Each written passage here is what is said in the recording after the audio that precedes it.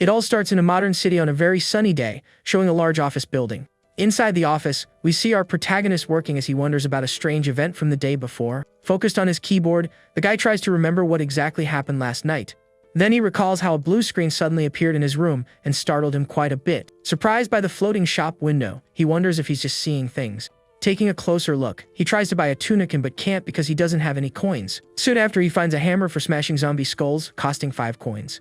This image gives him a vision of several zombies coming toward him, which makes him very worried. Back at the office, he ignores these thoughts, thinking his mind is just tired from exhaustion. Unexpectedly, his furious manager appears, walking toward him and shouting his name. The boss approaches the guy and asks if he's daydreaming again. Slamming his hand on the desk, he tells the young man to focus and asks if he took care of last week's work.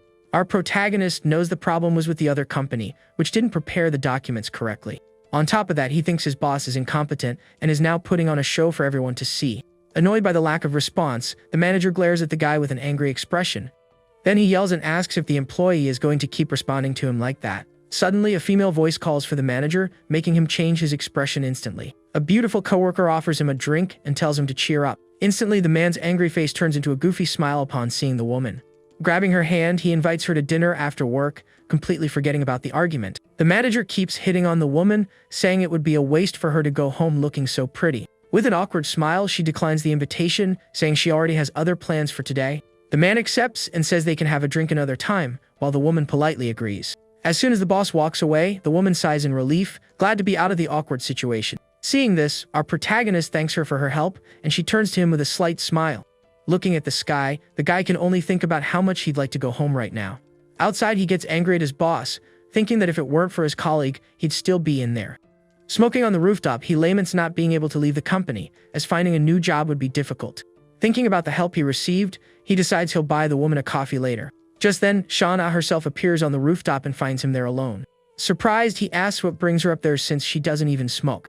The woman explains that she came up to escape the annoying manager for a bit. She says a client disappeared, and now the boss is taking it out on everyone and still asking her out. Suddenly, she feels a chill and comments that the day is a bit cold, leaving the guy confused.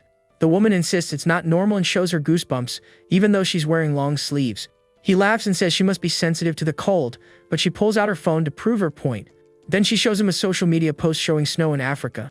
The protagonist is shocked by the news and wonders if it's even real. She agrees it's strange, and at that moment, both of their phones start vibrating with an alert. It was a cold wave warning in the middle of summer, and right after, another emergency notification arrives.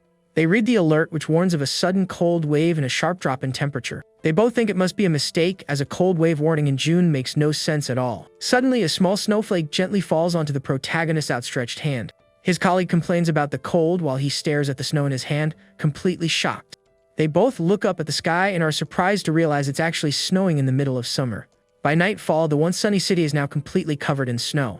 Back in the office, the guy drinks something warm and thinks the world has finally gone crazy. Feeling it getting even colder, he decides to pack his things and head home right away.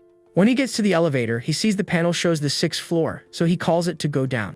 However, the elevator doesn't move, and he presses the button again, wondering if it's broken. Suddenly, a blast of icy wind hits him, making him hug himself and complain about the cold. With the status window in his head, he decides to take the stairs to leave quickly.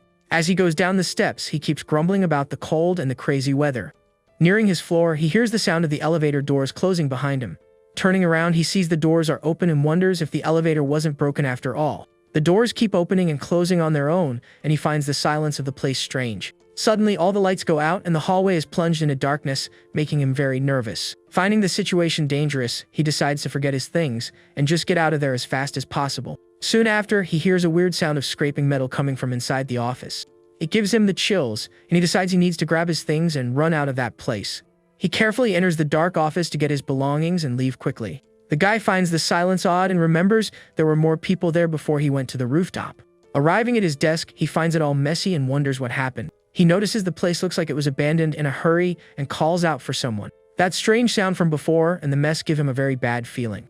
Determined to leave as quickly as possible, he grabs his backpack to finally go home. At that moment, a scary shadow of a person appears on the wall behind him. Startled by the sudden presence, he quickly turns around to see who is there.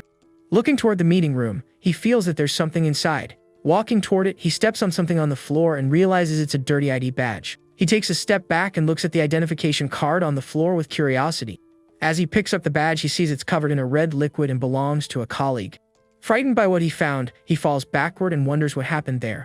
Desperate, he starts crawling away from the meeting room in great fear. His eyes widen in terror as he stares intently at the room's door. Very cautiously, he peeks through the blinds to try and see what's happening in there. Inside the dark room, he can only see a pair of glowing red eyes shining brightly. The creature inside is crouched on the floor and seems to be feeding on something. Completely terrified by the scene, he can't believe what he's seeing. The creature lifts its head, revealing a mouth full of a red liquid and sharp teeth.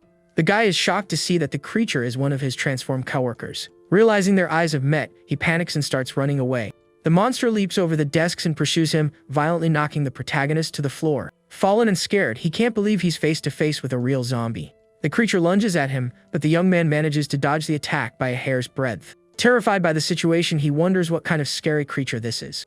Looking for a way out, he glances around and quickly grabs a chair to defend himself. With all his strength, he lifts the chair high and prepares to attack the monster. In an act of desperation, he hits the zombie's head with the chair in a powerful blow. The impact sends the creature flying, and the guy takes this chance to run away. Running for his life, he feels adrenaline and fear take over his body. To his despair, the monster gets up quickly and starts chasing him again, even faster. Seeing a nearby door, he runs to it and slams it shut to protect himself from the creature. The zombie starts pounding on the door violently, trying to break it down to get him. Using his full weight, the protagonist struggles to keep the door closed. Hearing the frightening sounds from the other side, he's completely frozen with fear. Suddenly, the noise stops, and he sees the zombie slowly walking away down the dark hallway. With trembling hands, he continues to hold the door, still in disbelief about what just happened. Relieved, he slides down the wall and sits on the floor, trying to catch his breath. Still in shock, he stammers to himself that it was definitely a zombie. His phone vibrates, showing an emergency alert about a virus spreading through the city. Confused by the news about rabies, he runs a hand through his hair and complains about the whole situation. He remembers the creature he saw and is sure that it was a zombie, not rabies. Sitting on the floor, he picks up his phone to search for news and understand what's happening. Browsing a forum, he sees several reports of people being attacked and the world ending. Realizing the chaos, he wonders if this is related to yesterday's status window. The guy searches for information about the window but finds no results and dismisses the idea. Suddenly, his phone screen starts to glitch and the image becomes completely distorted. He looks at the device, not understanding what's happening to his phone's screen. Soon after, a message appears on the screen informing him that the connection has been lost. Desperate with the lack of communication, he wonders what he should do now. Putting his hands on his face, he realizes he's in a very difficult situation.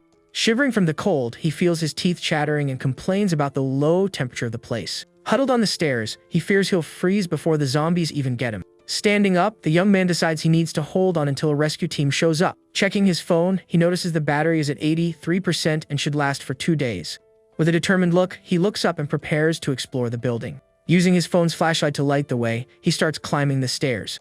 Reaching the 7th floor, he sees that it houses the building's construction team. He enters the empty floor, hoping to find clothes or food to survive. He starts searching through the drawers, hoping to find something useful for his situation. In one of the drawers, he finds a clean, neatly folded dress shirt that he can wear.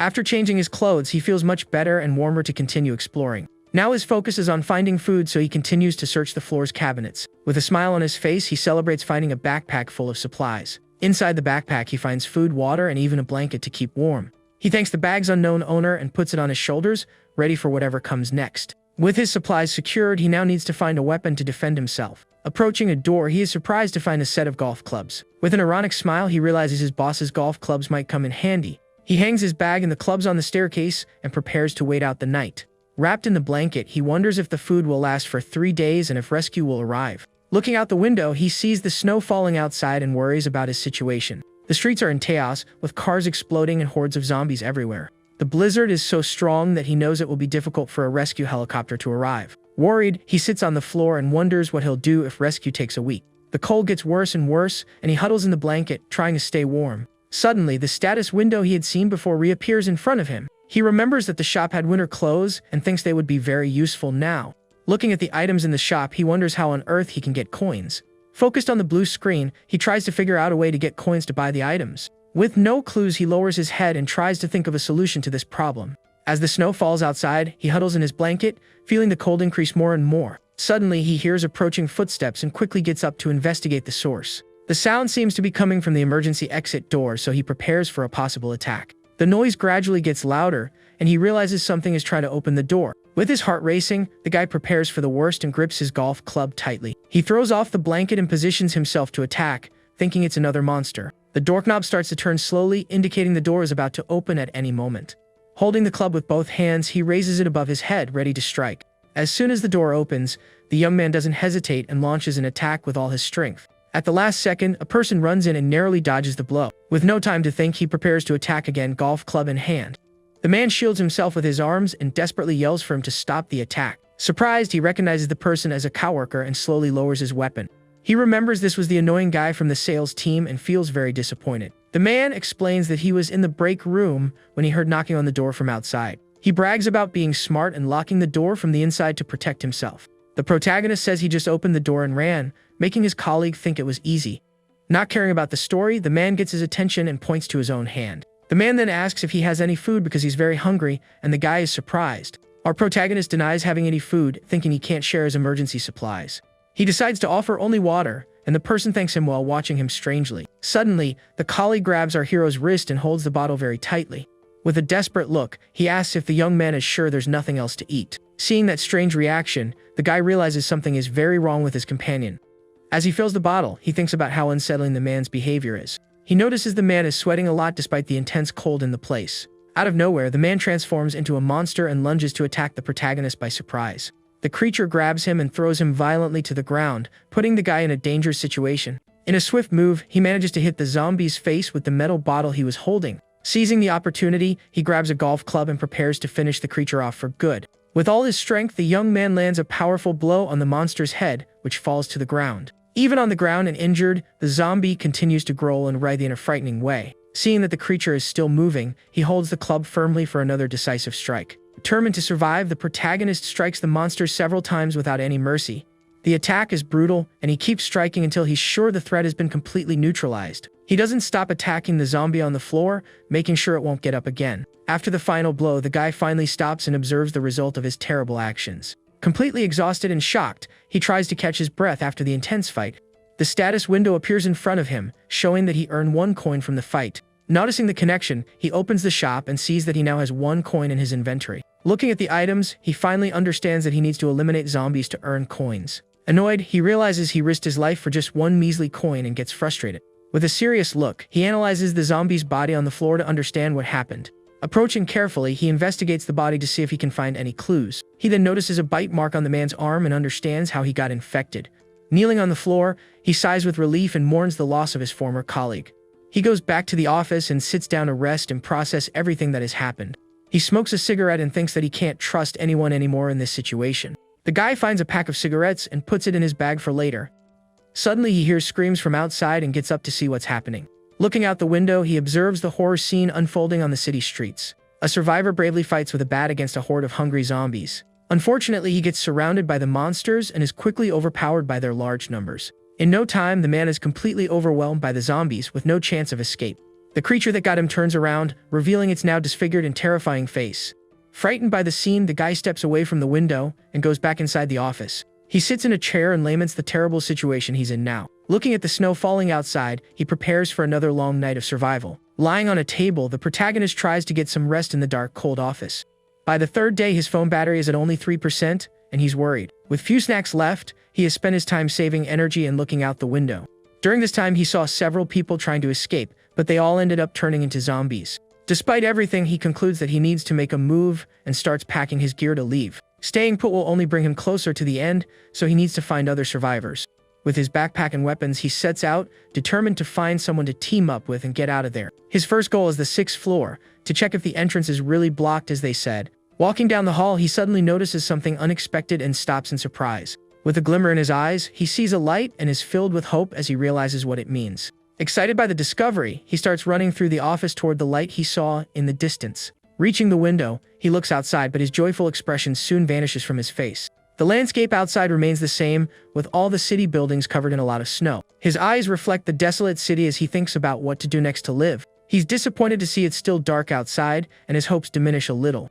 However, the lights came on, so he concludes that someone must have turned on the emergency generator. This confirms his suspicions, and now he's sure there's another survivor in the building. Knowing the lights could go out at any moment, he needs to act very quickly. He needs to find the other survivor before the power runs out and everything goes dark again. The guy figures the person is on the 1st floor and starts heading down the stairs carefully. To avoid making noise, he takes off his shoes and carefully ties them around his neck. He descends the stairs silently, thinking this is better than attracting hungry zombies. Arriving on the 6th floor, he approaches the door to check the situation on the other side. Very cautiously, he peeks through the crack in the door to take a quick look down the hallway. He sees the entrance is blocked by heavy equipment, exactly as he had imagined. Excited by this discovery, he believes there might be more survivors than he thought. The emergency exit sign shows the way to the 2nd and 1st floors of the building. He approaches the lobby door and imagines there must be a lot of zombies nearby. Taking a deep breath, he slowly turns the doorknob and prepares for what he'll find. Peeking through the gap in the door, he hopes not to find any creatures on the other side. Unfortunately for him, the lobby is completely infested with zombies, and the situation is very dangerous. The creatures are everywhere, and he realizes that getting out of the building will be an impossible task. Surprised by the number, he sees an entire horde of zombies wandering around the 1st floor. Relieved, he closes the door and realizes the zombies from outside haven't managed to get in yet. He hears the creatures banging on the glass door and fears it could break at any moment. With no time to waste, he runs down the hall to find the other survivor as fast as he can. Reaching the management office, he finds the door open and enters cautiously. Inside, he finds a frozen man and recognizes him as the building's security guard. The guy remembers how the guard would take off his clothes due to severe hypothermia. With respect, he closes the deceased eyes and says goodbye to the man he saw every morning. With his golf club in hand, he bids farewell to the security guard and wishes him to rest in peace. With no time to lose, he returns to the hallway and continues his search for the other survivor. The only place left is the security room, so he's sure someone is in there. He approaches the door and imagines there might be traps to protect against intruders. With a determined look, he realizes he needs to show that he's not a zombie or a threat. Outside, a zombie converts bizarrely while making scary sounds in the hallway. Another monster approaches and starts screaming loudly, attracting the attention of other creatures. Knowing they have good hearing, he knocks on the door to get the attention of whoever is inside. With his breath held, he prepares to open the door very carefully and attentively.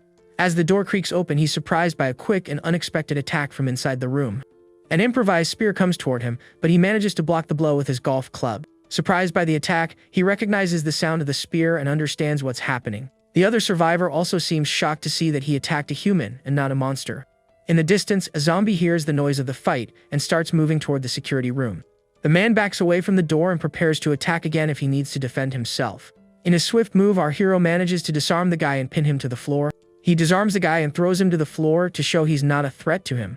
Taking advantage of the distraction, the protagonist manages to push the other guy into the room and closes the door. He quickly locks the door to ensure the zombies can't get inside the place. Now safe, the two survivors face each other, ready to find out who the other is. The man asks if he's human, and our hero confirms it as they both eye each other suspiciously.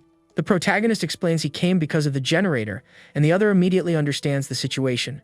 To identify himself, he shows his ID badge and introduces himself as the assistant manager of the sales team.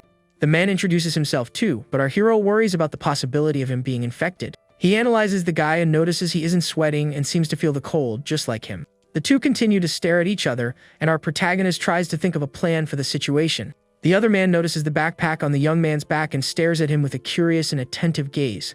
With the improvised weapon in hand, he remains on the defensive, ready for any move. The protagonist notices the other isn't hungry and concludes that he is not infected. He tries to get closer, but the man backs away, making him even more suspicious with his actions. Our hero realizes he's made the man tense and now needs to find a way to break the ice. With an idea in mind, he drops his golf club and takes the pack of cigarettes from his bag. The other man watches his movements carefully and remains on guard, not letting his defenses down.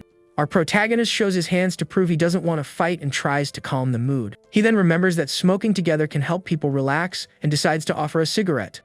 The other man looks at the cigarette and then at the guy with a doubtful expression on his face. He takes out the pack of cigarettes and extends it to the man as a gesture of friendship and trust. With a smile, he offers a cigarette and hopes the other will accept so they can talk. The man accepts the cigarette and looks at him with a serious but now slightly more relaxed expression. Still holding his weapon, he seems calmer, and the two can finally understand each other. The man thinks for a moment and decides to accept our confident protagonist's offer. He takes the cigarette and asks for one to smoke, while putting his improvised weapon on the floor. Our hero puts out the cigarette on the table and the two finally start to relax a bit. The other guy says he feels alive again, and our protagonist agrees with a smile. Suddenly, the man's stomach rolls, and he gets embarrassed by the unusual situation. He explains he only ate half a chocolate bar, and our hero decides to help him with that. The protagonist figures he must have gotten the food from the break room on this floor. The man opens his backpack and shows some instant noodles, breaking them in half. He offers half to our hero and advises him to chew it well so he doesn't get sick. The two eat together, and the protagonist asks if he cleared out the entire second floor. The guy confirms it and says he no longer needs to worry about storing food in the fridge. With his mouth full of noodles, our hero continues the conversation with his new companion. Now calmer, they sit down to talk and better understand each other's situation. Our protagonist asks how the situation is on the second floor, and the man says it's not good. He says he was trapped in the break room with a colleague, and they shared the food. But his colleague insisted on leaving, while he thought it was better to wait for rescue to arrive. In the end, the colleague left and got infected as soon as he opened the break room door. Our hero comments that there seemed to be a lot of zombies, and the man confirms he saw 4 of them. He only left because his battery was dying and he needed to find a way out soon. The man explains that he distracted the zombies and crawled out to escape. Our hero praises the man for escaping from 4 zombies, and he appreciates the compliment. He then asks if the other guy was the one who turned on the generator, and the guy confirms it. Seeing a power strip, he understands the power was turned on to charge something. The man with glasses asks if the phone is still useful, and our protagonist looks at him confused. The other is surprised and asks if he survived all this time without using the internet. Our hero says there's no signal, but the man reveals that satellite internet is working. Shocked by the news, he remembers the company's Spacelink and confirms he knows it well. The man explains that there are still servers running in some online communities. He offers to charge our protagonist's phone and invites him to sit down. The phone starts charging, and our hero is finally able to connect with the world. He sees posts from other survivors and realizes the internet is indeed working. Grateful, he turns to the man and thanks him for all the help he has offered. The two remain silent for a while and observe their surroundings with great attention and calm. Suddenly, the light starts to flicker, and they look up, worried about the situation. The man with glasses warns that the emergency generator is about to run out of power. He then asks what our protagonist plans to do next and looks at him seriously. The guy says he's going to stay there, and our hero realizes he wants him to leave. He understands he's a burden to the other, who just wants to protect himself and save food. Our protagonist agrees that they aren't ideal partners at the moment. With a determined look, the two face each other and decide it's best for each to go their own way. Our hero decides to leave because he knows he would be an obstacle for the other survivor. The man with glasses understands the decision and agrees to the two survivors separating. Before leaving, the man takes something from his backpack and turns to our protagonist. He offers a flashlight and a portable charger as a farewell gift to the guy. Surprised and grateful, our hero accepts the items, knowing they will be very useful. In return, he offers a lighter, and the man thanks him for the unexpected gift. The two say their goodbyes, and our protagonist prepares to go on his way alone. With a smile, he turns and waves goodbye to the other survivor with a friendly gesture. The man wishes him good luck, and the two part ways, hoping to meet again. Our hero says goodbye and hopes they see each other again, alive and well, in the future. He hurries to leave before the power goes out and everything in the building goes dark again. Looking at the lobby door, he sees the zombies are still trying to get into the place.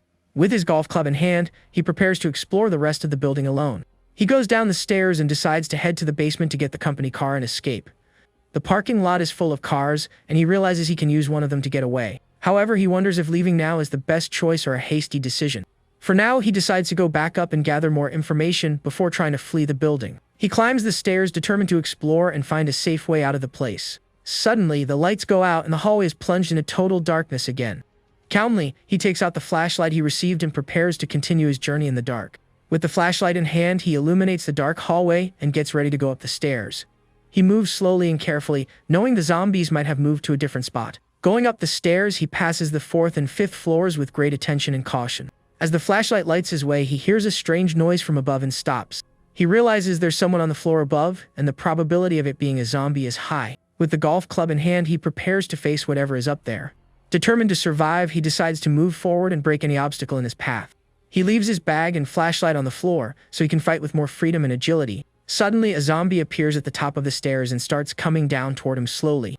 Relieved, he notices the monster has its back to him and he might be able to slip by unnoticed. Silently, he climbs the steps, taking the chance to pass by the creature without being seen. However, the zombie turns and attacks him by surprise with a quick and unexpected blow. The creature attacks him fiercely, but he manages to defend himself from the blow with his golf club.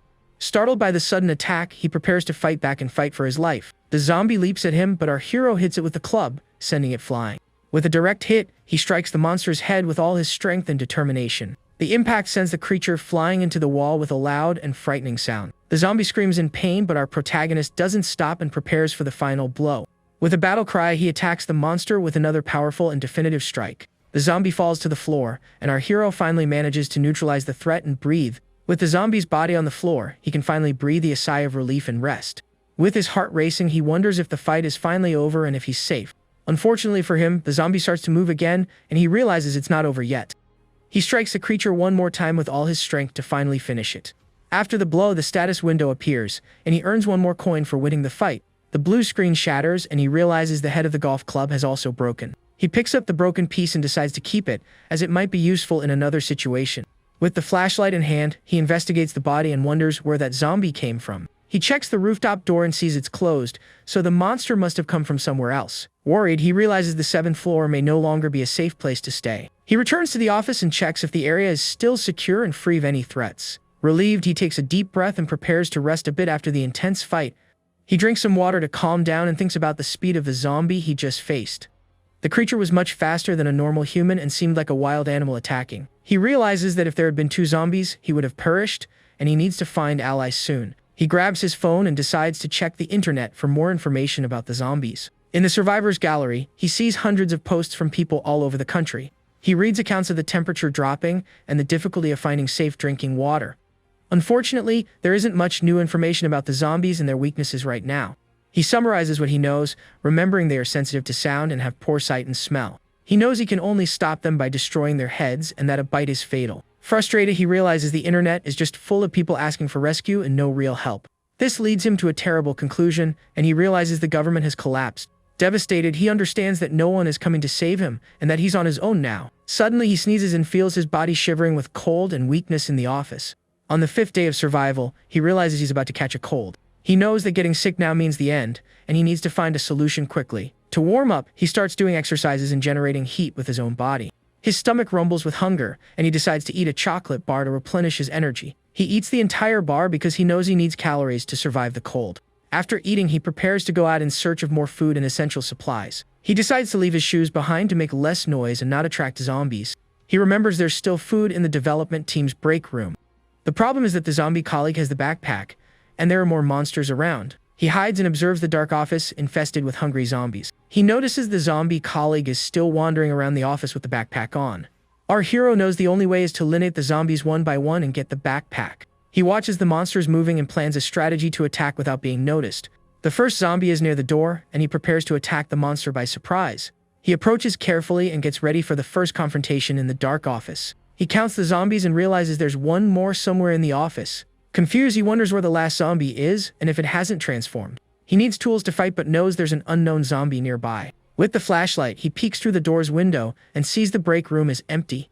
He enters carefully prepared for any surprise attack from a monster. The room is dark and he uses the flashlight to search for supplies and tools. With a smile, he sees the supplies are still there and he can take what he needs. Suddenly, he hears approaching footsteps and quickly hides so he won't be seen. With a determined look, he prepares to put his plan into action and lure the zombies. He uses a cup to make noise and get the attention of the creatures on the other side. The cup falls to the floor, and the sound attracts a zombie that approaches to investigate the source. The creature gets closer, and our hero prepares to attack the monster by surprise. The zombie enters the room, and our protagonist attacks it with a quick and precise blow. He strikes the monster's head hard and neutralizes it before it can react. With a smile, he celebrates his victory and prepares for the next step of his plan. Suddenly, he hears more zombies approaching and sees them trying to break down the door. The creatures pound on the door violently, and our hero needs to act fast to escape. He looks in the mirror and sees the reflection of the zombies trying to get into the break room. He locks the door and celebrates that his plan worked exactly as he imagined.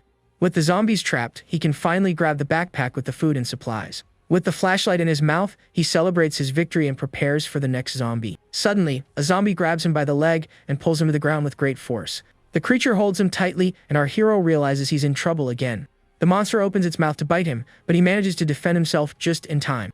He shoves the flashlight into the zombie's mouth to stop it from biting his arm. With the flashlight holding the monster's mouth open, he buys some time to think of a plan.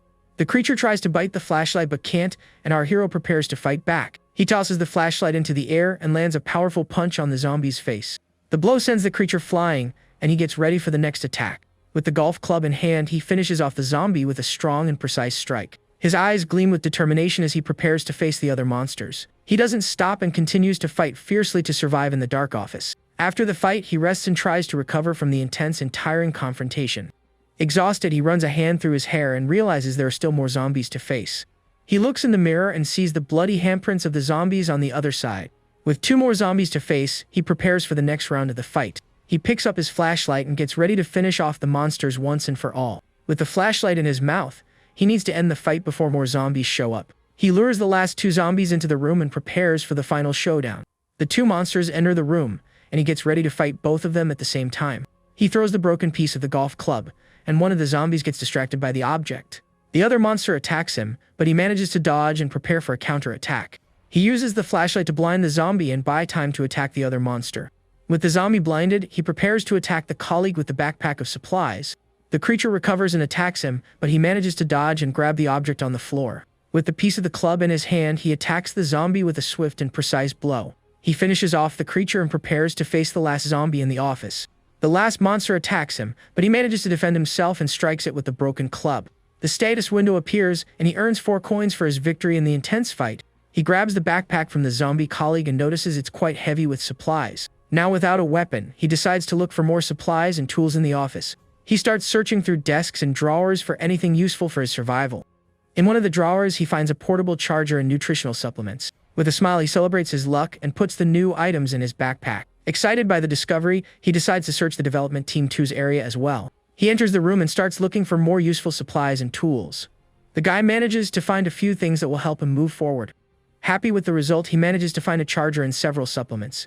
With a full backpack and a flashlight in hand, he prepares for his next journey. He walks through the office, and now his goal is to explore another part of the building. Suddenly, he remembers the last zombie and worries about the possibility of an attack. Without a weapon, he knows he's in danger and decides to leave the office as quickly as possible. He runs through the dark hallway and steps on something on the floor, leaving a bloody mark. With the backpack in his arms, he finally manages to calm down and breathe a sigh of relief in the area. He laughs at the thought that he feels safe in the office despite the chaotic situation outside. Tired, he hugs the backpack and allows himself to rest a bit after so much stress. He decides to check what he managed to get in the backpack and prepares to organize his items. Inside the backpack, he finds chips, chocolate pies, cookies, and instant noodles. With a huge smile, he celebrates his luck and is thankful for finding so much food. With these supplies, he knows he can survive for a month if he has drinking water. As the adrenaline wears off, he starts to feel cold and shiver in the dark, chilly office. His wet feet make the situation worse, and he decides to wash up a bit to get warm. He washes his feet with the icy water and complains about the intense cold he feels in his body. Suddenly, he notices a wound on his foot and worries about the possibility of infection. Shocked, he wonders if he was scratched by a zombie during the intense fight earlier. He remembers he wasn't bitten and tries to calm down to avoid panicking in the situation. With his phone in hand, he researches the infection and whether scratches can transform him. He finds a post from another survivor who was scratched and didn't transform. Relieved, he reads that only bites can turn people into hungry zombies. With this information, he can finally relax and prepare for the next day. Happy that he's not infected, he celebrates the news and feels much more relieved. He puts his phone away and gets up to continue his journey in the dark, cold office. However, the problem now is the cold, and he needs to find a way to warm up. He tears up the blanket and realizes his feet are freezing, and he needs to warm them up quickly. With the status window in front of him, he opens the shop to see if there's anything useful for him. He looks for winter clothes and finds several options to protect himself from the cold. The shop offers clothes, boots, gloves, and winter hats, all costing 3 coins each. Frustrated, he complains that the items are sold separately and for the same high price. With no choice, he decides to buy the boots to protect his feet from the intense cold of the place. The boots appear in front of him, and he's surprised by the magic of the status window. He picks up the boots and tries them on, curious to see if they will fit his feet. The boots fit perfectly, and he realizes the items are customized for him. However, he knows the boots alone won't fix the cold, and he needs something more. He looks for more options in the shop but can't find anything that can help him in this situation. With a determined look, he continues to search for something that might solve his problem. Suddenly, he finds a mysterious item in the shop and decides to buy it to see what it is. He presses the purchase button and spends one of his coins to acquire the new item. A pair of sweatpants appears in front of him, and he's confused by the unexpected purchase. However, he uses a heat patch from the pants and feels a little more alive and warm. With his feet warm and a bit more comfort, he prepares for the next challenge. He complains about the price but knows the heat patch is essential for his survival. With the patch on his feet, he feels immediate relief and manages to warm up a bit. With a smile, he feels alive again and ready to face whatever comes next. Sitting by the window, he watches the snow fall and prepares for another day of struggle. On the 7th day, he goes to the sink and realizes the water has been cut off in the building. He prepares for the worst and fills his bottles with the water that was still left in the tap. With about 2 liters of water, he knows he only has enough for a few more days. Lying on the floor, he despairs, realizing the water ran out just when he was feeling better. He picks up his phone and sees that other people are also reporting the water outage. In a post, a survivor says he's going out to look for a nearby supermarket. Other people ask if he went, and the man confirms he's on his way and will post if he makes it. He sees the post and notices that the number of new publications is decreasing every day. With a sad look, he concludes that most of the survivors probably haven't made it. Looking out the window, he can barely see any signs of life and feels more and more alone. He tries to stay optimistic and believes there are still other survivors out there. On the 8th day, he checks the post from the man who went out and sees there's no reply. With his hope dwindling, he realizes he can no longer just sit around waiting for a miracle. He looks out at the snow-covered city and knows he needs to act if he wants to survive. With a determined look, he gets up and prepares to go out in search of a way forward. With limited food and water, he knows he can't wait any longer and needs to risk it all. He knows that going out alone is a death sentence and needs to find an ally to survive. The problem is he needs a weapon to move around and look for other survivors. He only has a golf club, which isn't very durable and breaks easily against the zombies. The shop offers a hammer for taking down zombies, but it costs a pricey 5 coins. With 5 coins, he could buy winter clothes and a heat patch to keep warm. He decides to explore the other floors for supplies and weapons before spending his coins. On the 4th floor, he enters an office and braces himself for what he might find inside. He's confused to see the empty office and wonders what happened to the people there. With his flashlight, he illuminates the area and realizes there's no one there and everything is silent. He notices bloodstains on the desks and keyboards and starts to get suspicious. Besides the stains, he smells a strange odor in the air and realizes it's the smell of zombies. He doesn't understand where the bodies are or what happened in the abandoned office. He tries to open a door, but it's locked from the inside, and he can't get in. Surprised, he wonders if someone is hiding in there but doesn't hear any noise. Suspicious, he prepares to break down the door and find out what's on the other side. With his golf club, he strikes the doorknob hard and manages to break the lock. He announces that he's coming in and prepares to face whatever is inside. With a strong kick, he opens the door and enters the dark room with his club in hand. The door opens, and he finally gets into the room to investigate the mystery. He sees several cabinets and drawers and gets ready to search for supplies and clues. Shocked, he turns around and sees a pile of zombie bodies in the corner of the dark room. He counts at least 10 bodies and wonders who was able to eliminate so many monsters. With a curious look, he wonders if there was someone that's strong in his company. He realizes the place has been searched and that there's nothing useful left for him.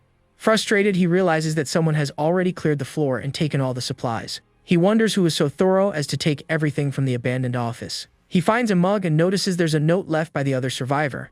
The note explains that the survivor cleared the floor and piled the bodies in the room. He reads that the other survivor left his shirt and warns him to avoid the 5th floor. The note reveals that the man is heading to the west coast to stay safe from the zombies. He regrets having missed the chance to find an ally by just one day. The survivor identifies himself as a colleague from the accounting team and former special forces. On the back of the note, he finds a PS that mentions a gift left in the drawer. Excited, he opens the drawer and finds 2 coffee packets as a farewell gift. With an ironic smile, he realizes the gift isn't that useful but appreciates the gesture. On the 10th day, he eats a chocolate bar and rereads the note from the other survivor. He remembers the warning to avoid the 5th floor and becomes curious about what's there. He goes up the stairs and decides he needs to find out what's happening on that floor. He approaches the door and prepares for the worst he might find on the other side. The tension rises and he gets ready for another confrontation in the zombie-infested building. He wonders why the 5th floor is dangerous since it's the president's office. He throws the paper away and decides to trust the other survivor's warning for now. He hasn't seen any signs of life since the day before and feels increasingly alone. As time goes on, the chances of finding an ally decrease and he needs to act fast. He doesn't want to miss another chance and decides to look for survivors on the other floors. Looking at the blinds, he wonders how many floors he'll have to check to find someone. Suddenly, a light flashes in the building across the street, and he realizes it might be a signal. He runs to the window and sees someone in the other building sending him a light signal. With a hopeful smile, he realizes he has finally found another survivor. He sees the person in the other building but can't understand what they're trying to say. Confused, he tries to communicate with the other survivor, but the distance is a problem. He uses his phone to try and read the message the person is trying to send him. With the camera's zoom, he's able to read the note and understands the message from the other side. The note says there are people on the 6th and 7th floors and invites him to join them. Excited, he celebrates finding more survivors and gets ready to head over there. With his golf club in hand, he prepares for another journey in the infested building. He goes to the president's office and wonders what he might find inside. He enters the room and is met with an unexpected and very surprising scene. Instead of zombies, he finds a private gym belonging to the company's president. Shocked, he realizes the president had his own private gym in the office. He sees that the entrance isn't blocked and wonders if the survivor cleared the path. He approaches carefully and identifies himself as an employee from the building's 7th floor. Suddenly, he trips on something and falls to the ground, knocking several objects off a table. He notices the door was broken down and that something strange is going on in there. He senses a presence behind him and turns to see a frightening shadow approaching. A zombie attacks him from behind, but he manages to defend himself with the golf club just in time. The creature knocks him to the ground, and he struggles to get rid of the monster with all his might. He manages to push the zombie away, but the monster comes back at him ferociously. He kicks the zombie hard, sending it to the other side of the room to buy some time. With the monster down, he prepares to finish the creature off with his golf club. With the zombie on the floor, he prepares for one more strike to end the threat. He attacks the zombie with all his strength and finally manages to neutralize the scary creature. Exhausted, he cries with relief and recovers from the intense and dangerous confrontation. He gets up and looks for supplies in the room but doesn't find anything useful. The status window appears and he gains one less coin, leaving him confused by the situation. He wonders if the survivor from the other building was lying about the allies. Suddenly, he hears a noise coming from a locker and approaches to investigate. Relieved, he realizes the man didn't lie and that there really is a survivor here. He prepares to open the locker and find the other survivor in the building. Hopeful, he gets ready to meet his new ally and fight for survival. He knocks on the door and says he doesn't want to hurt anyone and just wants to talk. He asks the person to identify themselves and says he came to join the others. Our hero introduces himself and says he's also an employee of the company, from the sales team. With no response, he prepares to break down the door and enter the room by force. A voice asks if he's assistant manager Song, and he's surprised by the question. The door opens and he sees his coworker Sona standing there in front of him. Shocked, he realizes she's been here the whole time, hidden and safe from the zombies. The two sit down to talk, and he understands that she was there from the beginning. She tells him that last night someone knocked on the door, urgently asking for help. With a bad feeling, she refused to open it, but the man broke the door down. She hid in the break room, and the man turned to a zombie shortly after. Scared, she heard him growling and dragging himself down the dark office hallway. Our hero realizes that the zombie he eliminated was the man who attacked her. She asks if he has a weapon, and he points to the wooden spear in the corner. He notices the weapon is similar to the one the other survivor used and gets curious. The young woman explains that she sharpened a mop handle with a utility knife, and it's quite useful. He sees blood on the tip of the spear and realizes she's faced zombies before. However, he knows she could be a risk and a liability in a world like this. He prepares to leave, but she calls out to him and grabs his golf club to help. She says he's going to need a weapon and joins him in the fight for survival. She holds his arm and begs him not to leave her alone in the building. He apologizes but knows he can't risk his life for her at that moment. With tears in her eyes, she says she won't be able to survive on her own and asks for his help. He pulls away and says he's very sorry, but he needs to go his own way to survive. She reveals that she used to practice fencing and could be a useful ally in the fight. Surprised, he looks at her, and she shows him a scar on her arm to prove her skill. She says she cleared the entire 6th floor and can show him the bodies to prove her strength. With a determined look, she warns that he'll regret it if he leaves her behind. Impressed by her confidence, he begins to reconsider his initial decision. She boasts about having won a silver medal at a national sports festival. With a handshake, they finally seal their alliance and decide to fight together.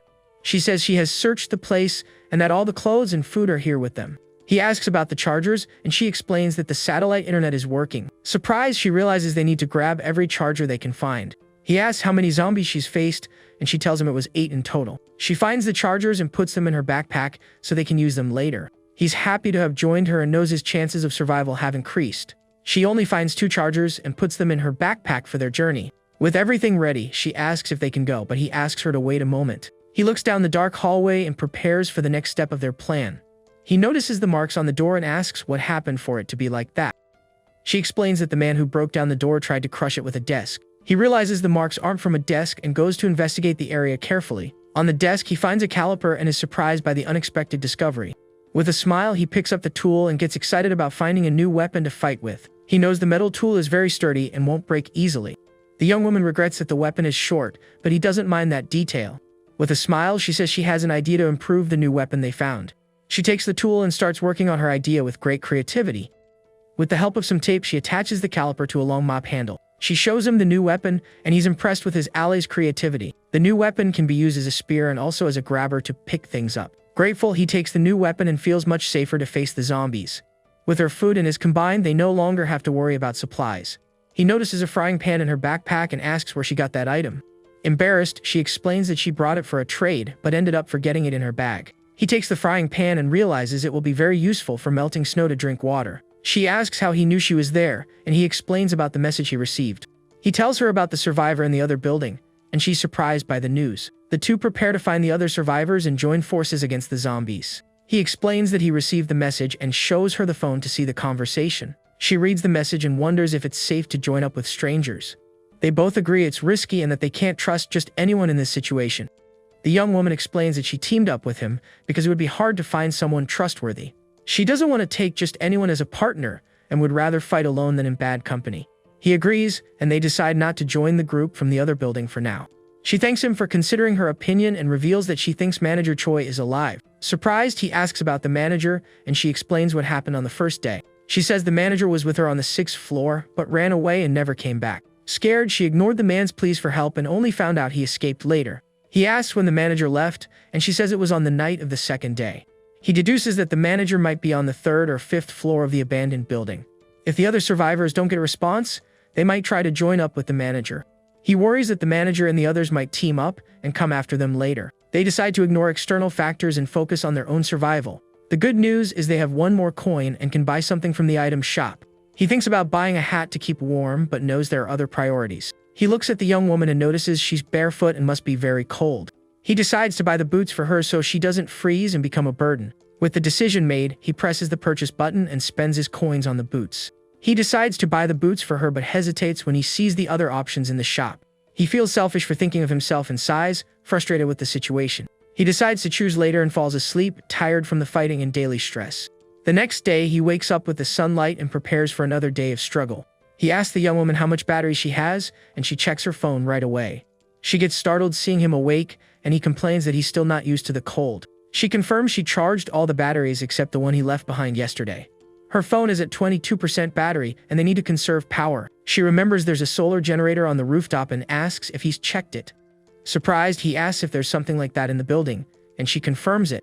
She explains she was in charge of the project, and the generator was installed on the rooftop. The project was cancelled due to a malfunction, but the generator is still up there. She doesn't know the details, but the malfunction wasn't an equipment safety issue. He asks if she knows how to operate the generator, and she confirms she can get it running. Excited by the news, he decides to go to the rooftop to check the solar generator. They open the rooftop door with difficulty because of the snow piled up outside. With great effort, they manage to open the door and step out onto the snow-covered rooftop. Exhausted, they complain about how hard it is to open a simple door with so much snow. Looking at the top of the building, he asks if the generator is really up there. She confirms it, and the two get ready to climb up and try to turn on the solar generator. He finds the temporary ladder and gets ready to climb to the top of the building. He tries to pull the ladder, but it's frozen and won't come down at all. They decide to climb, and he asks if she can make it to the rooftop. The young woman offers to go up if he helps her reach the top safely. He agrees and gets ready to give her a boost so she can get on the roof. With his hands on her feet, he prepares to boost her and helps her up. With a jump, she manages to reach the top and holds on so she doesn't fall. She celebrates her success and gets ready to look for the solar generator on the roof. He watches and notices that she is very agile and moves lightly and with ease. She looks for the generator and finds it covered in snow in the corner of the roof. With a smile, she confirms she found the generator and prepares to take it apart. She says she'll disassemble it and toss the pieces down for him to catch on the terrace. She throws the first panel, and he manages to catch it successfully and without any trouble. The second panel comes right after, and he catches it just as easily as the first. The last panel is the heaviest, and he struggles to catch it without dropping it. With all the panels on the ground, they prepare to install the solar generator. Exhausted, they complain about the hard work but feel relieved to have succeeded. She says the installation is complete, and they finally have a power source. She regrets that the snow will hinder its efficiency, and he worries about the clouds. With the generator installed, they hope the power will be enough for them to survive. She remembers that with strong sun, the generator used to charge to 50% in half a day. With the weak sun, they hope the generator can manage to charge at least a little. The next day, they check the phone and brace themselves for a disappointing result. The phone only charged 8% in an entire day, and they are frustrated. Disappointed, they realize that all of yesterday's effort wasn't worth much. She laments the situation, and he knows they can't do anything without the sun to help. Despite the disappointment, he says there's a new hope and a new idea for them. He knows where they should go after leaving the office to survive. He reveals that their destination is the company warehouse to get supplies. She agrees with the idea, and the two of them prepare for the journey to the warehouse. The problem is how to get there, and he worries about the GPS and the phone's battery. She surprises him by saying it's no problem and she knows exactly how to get there. Confused, he stares at her, and she reveals that the warehouse is near her house. She used to walk her dog around there and knows the way by heart. Relieved, he celebrates their luck and is thankful to have her as an ally on the journey. He realizes it was a good decision to team up with her and that she's a great partner. He calls her name and prepares to ask his ally an important question. She turns around and looks at him curiously, waiting to hear what he has to say. He asks what her shoe size is, and she's confused by the question. With the information, he gets ready to buy the boots for her from the item shop. He lies and says he saw the boots and thought of getting them for her if they fit. She smiles and says she's a size 230 and thanks him for the kind gesture. Relieved, he sees that she's happy and she offers to go with him. He says he'll go alone and asks her to wait there while he gets the boots. She tries on the boots and they fit her feet perfectly, like a glove. Suddenly, the status window appears and informs him that a party has been formed between them. He discovers that any coin she earns will automatically become his now. He realizes that having more members in the party is a huge advantage for survival. The young woman thanks him for the boots, and he concludes that he can increase the number of members. She asks about the status window, and he wonders if there are other functions. She calls his name, and he realizes he got distracted by the new system discovery. She worries about him, and he says he's just a little dizzy from not eating well. He notices she can't see the window and concludes that only he can see the system. The two decide to eat something to feel better and plan their next move. On the 14th day, the water runs out, and he feels very thirsty and weak. He agrees they need to melt snow and prepares for the difficult task. The young woman says she'll get papers and documents to help start the fire. They decide to make the fire on the terrace so they don't cause a fire inside the building. On the terrace, he worries that the smoke might attract looters hiding nearby. He knows that looters are dangerous and travel in groups, committing crimes. He lights the fire with the lighter and gets ready to melt the snow and drink water. The fire catches, and they watch the flames with hope and relief in their eyes. They warm themselves by the fire and feel the pleasant heat on their frozen bodies. The young woman feels alive again with the warmth of the fire and smiles, relieved by the sensation. She places the frying pan on the fire and starts melting the snow so they can drink water. The snow melts, and they finally have drinking water to quench their thirst and survive. They drink the warm water and feel refreshed and more energetic to keep going. He gets emotional drinking warm water for the first time in a long while and gives thanks. The young woman cries with joy and feels grateful to have found a little bit of comfort. They sit by the fire and feel happy that they didn't give up the fight. They decide they will fight until the end and survive the zombie apocalypse together. On the morning of the 15th day, he wakes up to the young woman urgently calling him. She wakes him up and he gets up, startled, not understanding what's happening. He asks what's wrong and she covers him with the blanket to keep him warm. She points to the building across the street and says the other survivors sent a message. Surprised, he asks what the message says, and she looks at him with a worried expression.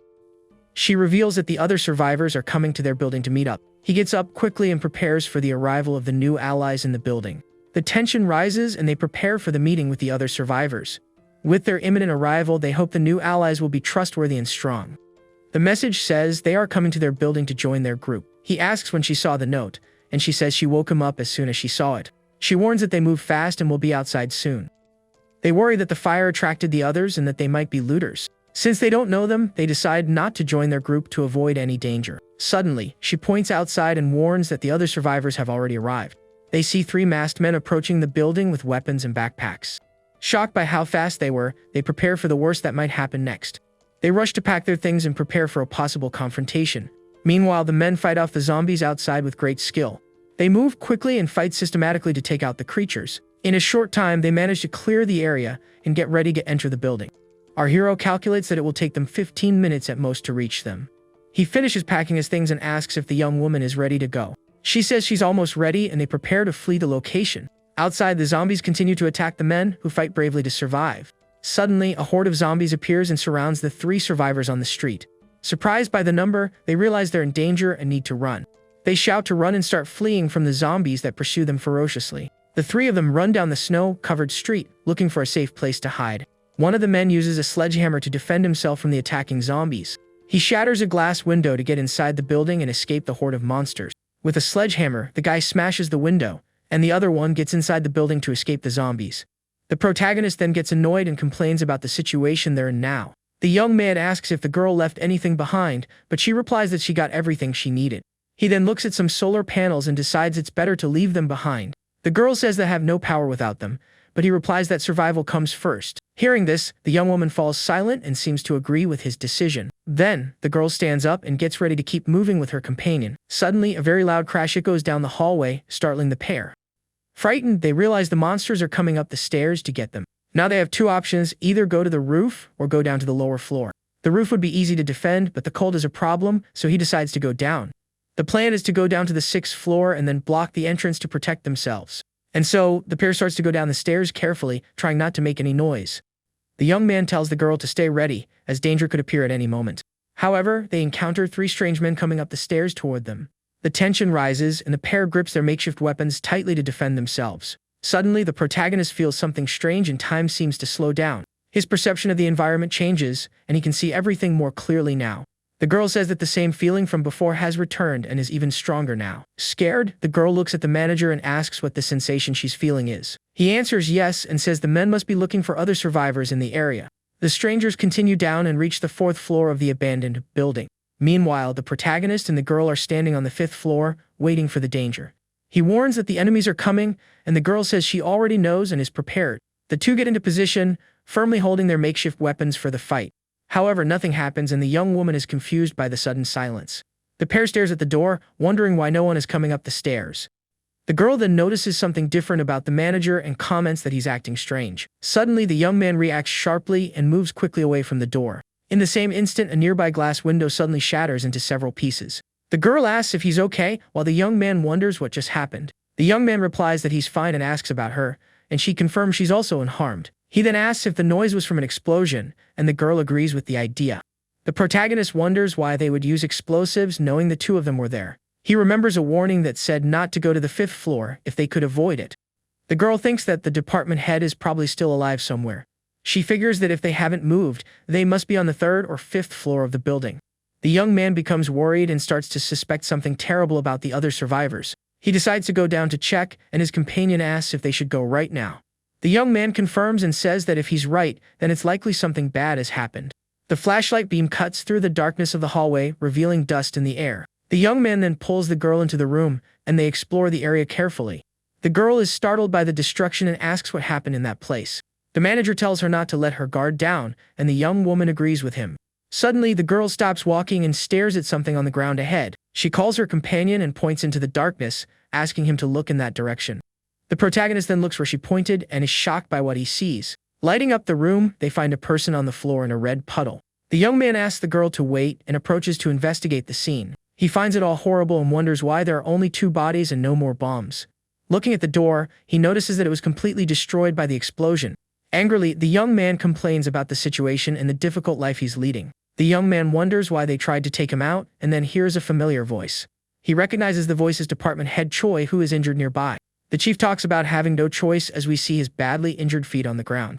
The older man notices the pair's presence and is surprised to see them there. He calls out for Manager Song with a strange smile on his face, making the mood tense. The chief crawls on the floor and reaches his hand out toward the protagonist, calling for him. Manager Song is frozen in fear and surprise at the appearance of his superior. The man on the floor asks for help with a bizarre smile, and his leg is severely injured.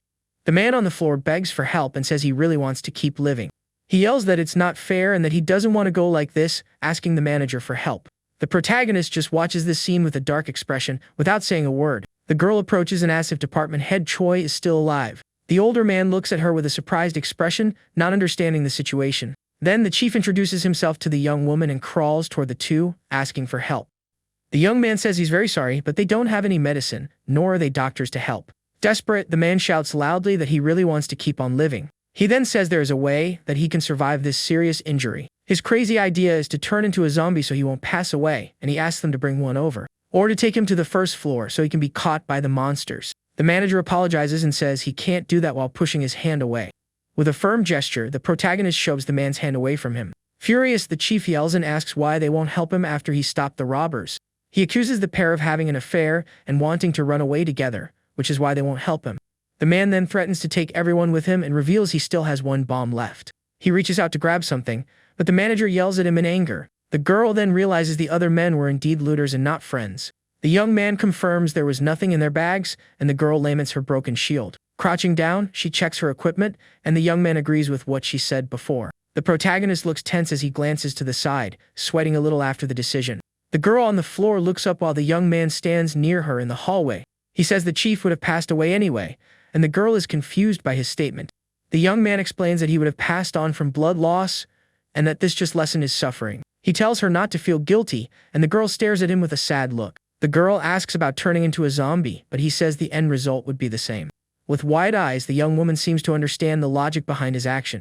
She then agrees with the young man and seems to accept the harsh reality of the situation. Through the broken window, we see the snow-covered city and the clear daytime sky outside. Suddenly, the girl points at something outside and quickly calls for the assistant manager. The young man approaches the window to see what caught his companion's attention. He is shocked to see a huge horde of zombies gathered on the street right below them. On an online forum, people are commenting about the explosion and the large number of monsters. Reading the messages, the protagonist says that they weren't the ones who spread the news. Now that the location has become a topic online, more looters and zombies are likely to show up. On the roof, he says that most of the monsters are still around from the day before. The young man concludes that the lobby must be packed, with no room to even walk properly. He decides they need to leave by the next day before the emergency exit is taken over. The young man then suggests they check the situation on the first floor of the building. The girl, with a headlamp on, leads the way down the dark stairs of the building. Suddenly, the girl stops and asks him to wait, asking if he hears a noise. A loud banging sound echoes, and the young man says the noise seems to be coming from above. The two fall silent and look at each other, worried about the strange sound they heard. Peeking through a crack, he sees a frightening, blood-covered figure walking around. The young woman is terrified by the scene and covers her mouth to keep from screaming in fear. She wonders how this is possible and suggests it could be a zombified manager Choi. However, she quickly dismisses the idea as the man should already be gone. The young man then supposes that maybe one of the looters was caught and came up the stairs, but he himself finds that unlikely, as the guy would have already transformed by then. He thinks a survivor from the third floor came up, or else a monster climbed the stairs. The other possibility is that the creature got in through the broken window on the fifth floor. Seeing a zombie crawling through the window, they decide to go with the first theory for now. Then, the young man decides to go back to the first floor, and they see a horde of monsters. He knew it would be bad, but he didn't imagine this bad and says the floor is lost. The girl worries about the security room and what might have happened there. She thinks that assistant manager Choi Jae-sung would have heard everything up close. The protagonist's hand trembles slightly as he thinks about the dangerous situation. He tells his companion that leaving through the front door would be a terrible idea. The girl suggests using the underground parking garage, and he agrees with the suggestion. He says he had seen zombies there before, and now they will see how many have gathered. The girl estimates there are about 10 monsters, and the young man says that's fewer than in the lobby. She thinks the snow made people abandon their cars, and he sees many places to hide. Since it's underground, there's no wind, so if they're fast, the zombies won't smell them. The protagonist then points to a mirror and asks what the girl can see in the reflection. The young woman looks carefully and says she can see the B1 level, but the image isn't very clear. She strains to see better, but the angle of the mirror makes it a bit difficult to see. The girl reports that the number of monsters is similar, and he decides to go up to the 7th floor. Back in the office, the girl comments that it would be best to escape by car while writing down the plan. He remembers that the car was left in the cold for a long time, so the battery might be dead. The young man dismisses the car idea, and the young woman regrets they don't have bicycles for their escape. The pair then focuses on mapping out the best escape route on foot through the city map. Through the window, heavy snow is falling, and the temperature outside is negative 35 degrees. The pair's backpacks are already packed for their departure, which will be soon. With 5 hours to go before they leave, the girl asks why her companion isn't sleeping. Surprised, the young man asks if it was that obvious that he couldn't fall asleep. The girl replies yes, because he hasn't stopped moving and tossing from side to side. The young man falls silent and turns his face away with a serious, thoughtful expression. The girl asks if he's like this because of the person they found on the first floor. He confirms, and the young woman says he can bring them along if he wants to. The protagonist thanks her but declines, as it would put her life in danger as well. The young man says it's a shame because it was someone trustworthy, and she laments the dangerous situation outside. While they are lying down, he asks if the person can join them, and she agrees. Suddenly, the young man gets up from the table, leaving his companion a bit surprised. The young man then grabs his phone and says he's going to use it for a moment, apologizing for the brightness. With a smile, the girl agrees and allows him to use the device without any issues. He sends a message to the assistant manager, setting up a meeting at 6 in the morning. On the 17th day of survival, they prepare to leave at 5:40 in the morning. The young man checks the post and sees there are no comments, just 2 anonymous replies. Despite the lack of a response, he thinks they might be waiting and decides to go anyway. Going down the stairs, the pair passes through the floors until they reach the first level of the building. Arriving at the meeting point, they realize there's no one waiting for them there. The girl comments that it's only been 3 minutes past the time and asks if they should wait. Outside, the snow continues to fall heavily and time passes slowly for the pair. The phone's clock then shows 6:05 in the morning, and no one has shown up yet. The protagonist concludes that they're not coming, and that there's nothing more to do there. Suddenly, he notices a zombie that wasn't there before, and the girl confirms it wasn't. The young man decides they need to deal with that monster, and stick to the original plan. The girl observes that the zombies really do wander around the same places she saw. The young man notices that some monsters just stand still, and they start to move. Crouching behind a car, he prepares to move forward as a zombie approaches. The pair look at each other for a moment and prepare for the fight against the creature. The young man then stands up from behind the car and comes face to face with the scary zombie. He drags his foot on the ground to get the monster's attention and lure it away. Hearing the noise, the creature slowly turns its head in the direction of the sound it heard. The zombie then starts walking strangely toward the noise it heard. With a growl, the monster reveals its frightening face and prepares to attack. Suddenly, the creature runs toward the protagonist with its mouth open to bite. The zombie screams desperately as it rushes toward the young man. The young man just gives a slight smile and prepares to take down the monster easily. With a precise strike, he hits the creature's head with his makeshift spear. The girl also attacks, and a notification appears saying that 1 coin has been obtained. The coin goes to the group leader, and the young man gives his partner a thumbs up.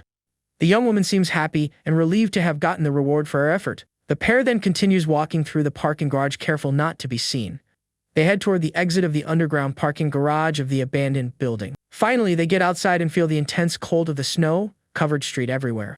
The young man says if they sleep outside, they might not survive and suggests a destination. And so, the pair starts running through the snow-covered streets, dodging cars. In the distance, they spot a lone zombie wandering aimlessly through the snow in the city. The young man comments that progress is slow, but it's better than getting caught and having to fight. Finally, they spot their destination, which is the Cheonjicheon stream in the middle of the city. The young man warns them to walk carefully, as there are many monsters near the police station. With 30 meters to go, the pair can see their objective and prepares to move forward cautiously. They continue walking, and the distance to their destination shrinks to 17 meters. The protagonist stays focused on the path and thinks that everything is going well, as planned. Suddenly, a strong gust of wind starts to blow, carrying the snow and their scent with it. The young man panics because the wind will spread their scent, and the girl points in a direction. Near the police station, the zombies begin to catch the scent and become alert to the human presence. Then, one of the monsters turns its head toward the pair and realizes they are nearby. Immediately, a group of zombies starts running toward the two to attack without a second thought. The girl gets desperate and asks her companion what they can do now. He thinks that going down to the stream is not an option, as that would be the end for them. Even if the monsters can't get down properly, they could roll down and attract even more zombies. The horde on the stairs proves that the noise would attract a crowd of hungry creatures. The only way out is to get into a building, but he wonders where they could hide. Unfortunately, the places with open entrances are already full of monsters everywhere. And if they break a window to get in, the noise will attract all the zombies in the area. The girl then yells that they need to do something fast before it's too late. She points to the left and yells for him to look in that direction quickly. The young woman spots a parked bus on the left and seems to have an idea for their escape. The pair tries to open the bus door with all their strength, but it doesn't move an inch.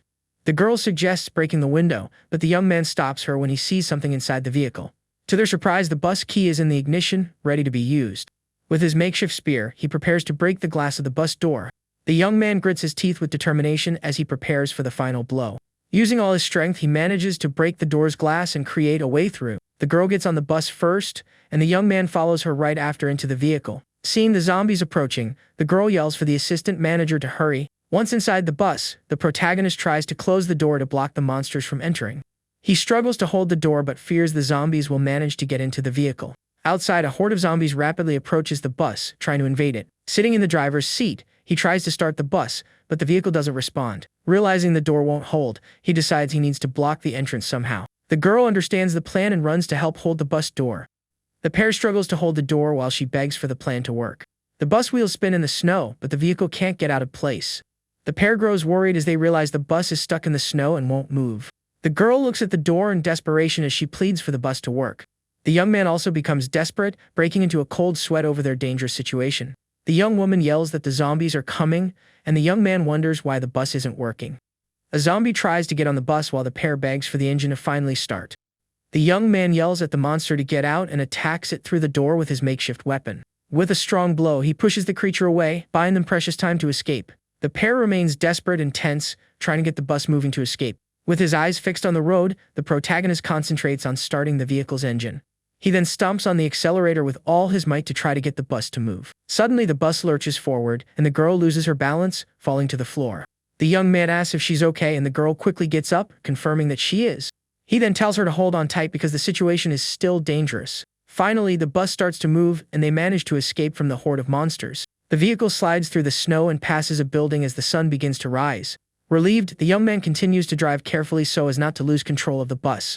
He keeps his foot on the accelerator to gain distance from the zombies left behind. And so, the green bus continues on its way through the snow-covered city streets. Suddenly, he realizes the road is frozen and becomes worried about the danger. The young man tries to use the handbrake, but the bus starts to skid out of control. The vehicle's side mirror then hits a pole, sending sparks flying from the impact. Inside the bus, the girl looks on in fear and braces for a possible hard crash. She shuts her eyes tightly and grits her teeth, expecting the worst to happen next. The bus finally comes to a stop sideways in the middle of the street after skidding on the ice. The girl breathes a sigh of relief inside the bus and holds on tight to the metal bar. The young man says they managed to block the door and have solved the immediate problem. Remembering the monsters outside, the pair wonders what to do now that they're trapped. The zombies continue to pound on the bus windows without stopping for a second. He comments that they need something to draw the monsters' attention away from there. The girl warns that more zombies are coming, and he fears the bus might tip over. Monster hands cover the window, and he thinks it's ridiculous to end up like this. The young man becomes desperate, wondering how they came so far only to fail now.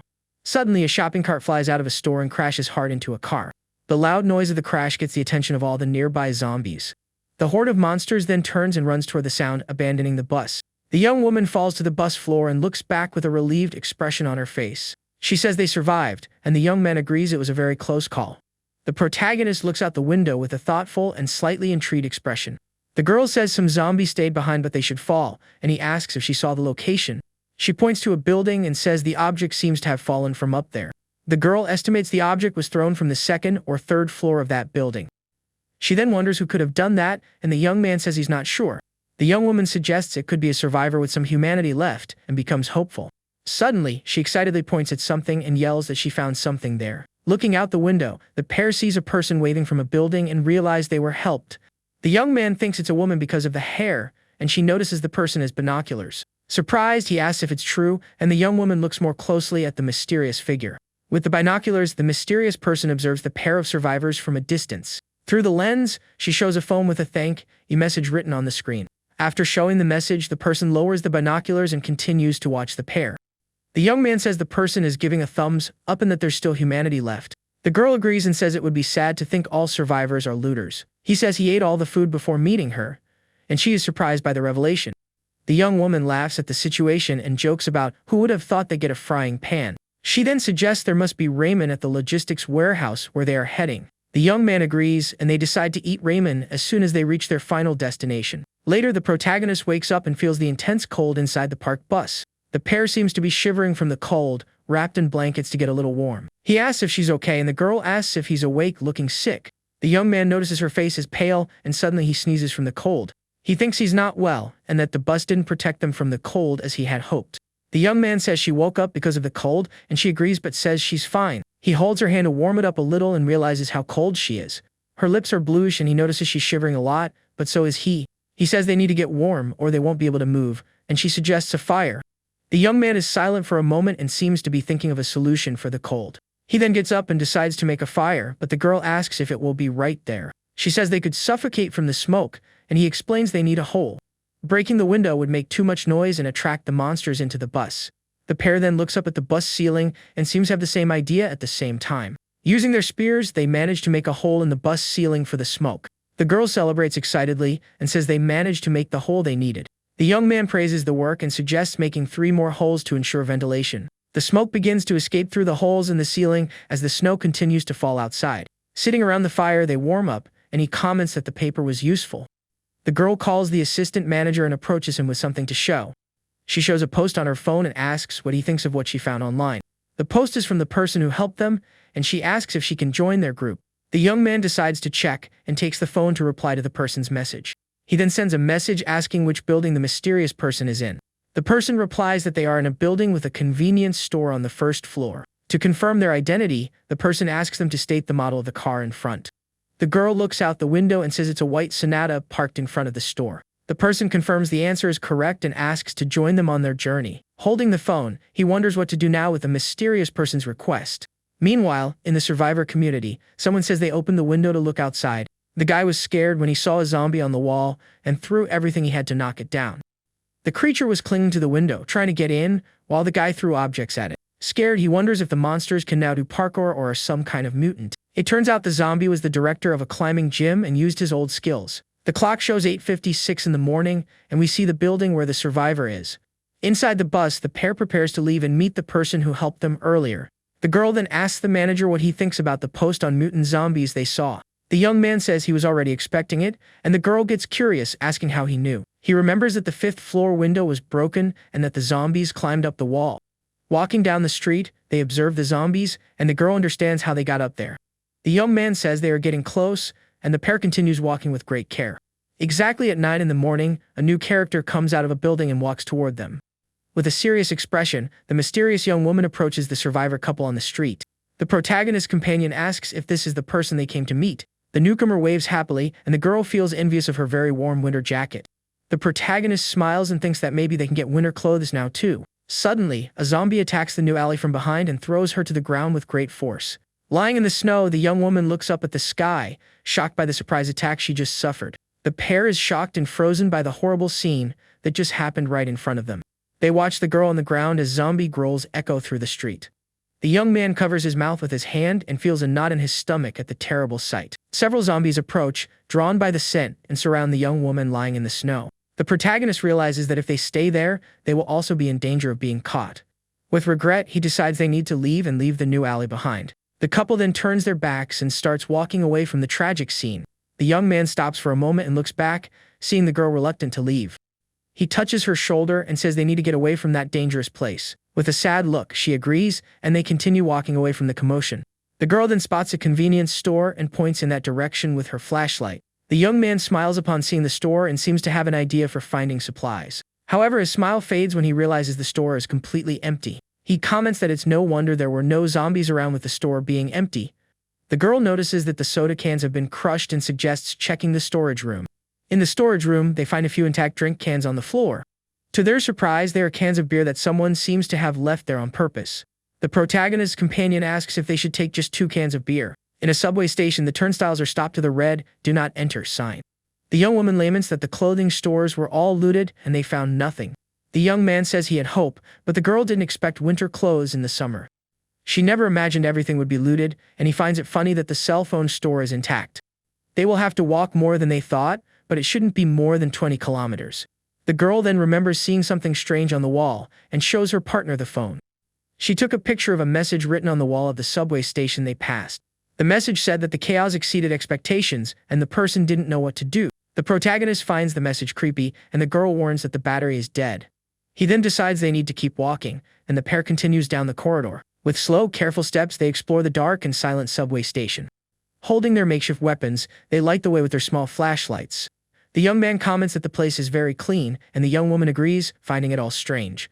The lack of zombies or bodies means they are all gathered somewhere. The girl gets goosebumps just thinking about encountering a horde of monsters all at once. Suddenly, they reach the tracks and find a train stopped at the station platform. Carefully, the young man lights the way and points the flashlight for the young woman to go ahead. Standing in front of the train, the pair prepares to investigate the inside of the vehicle. A torn piece of paper on the ground catches their attention near the train door.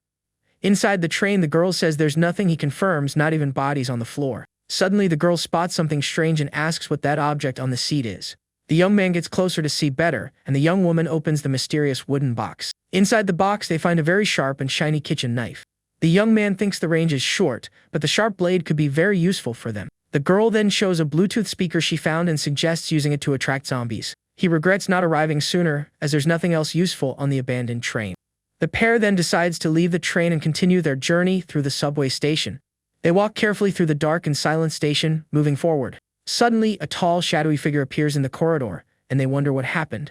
The young man stops suddenly, and the figure in the darkness catches the pair's attention. The pair becomes alert and prepares for the danger that may lie ahead. The young man throws a rock to test its reaction, and the figure doesn't move an inch.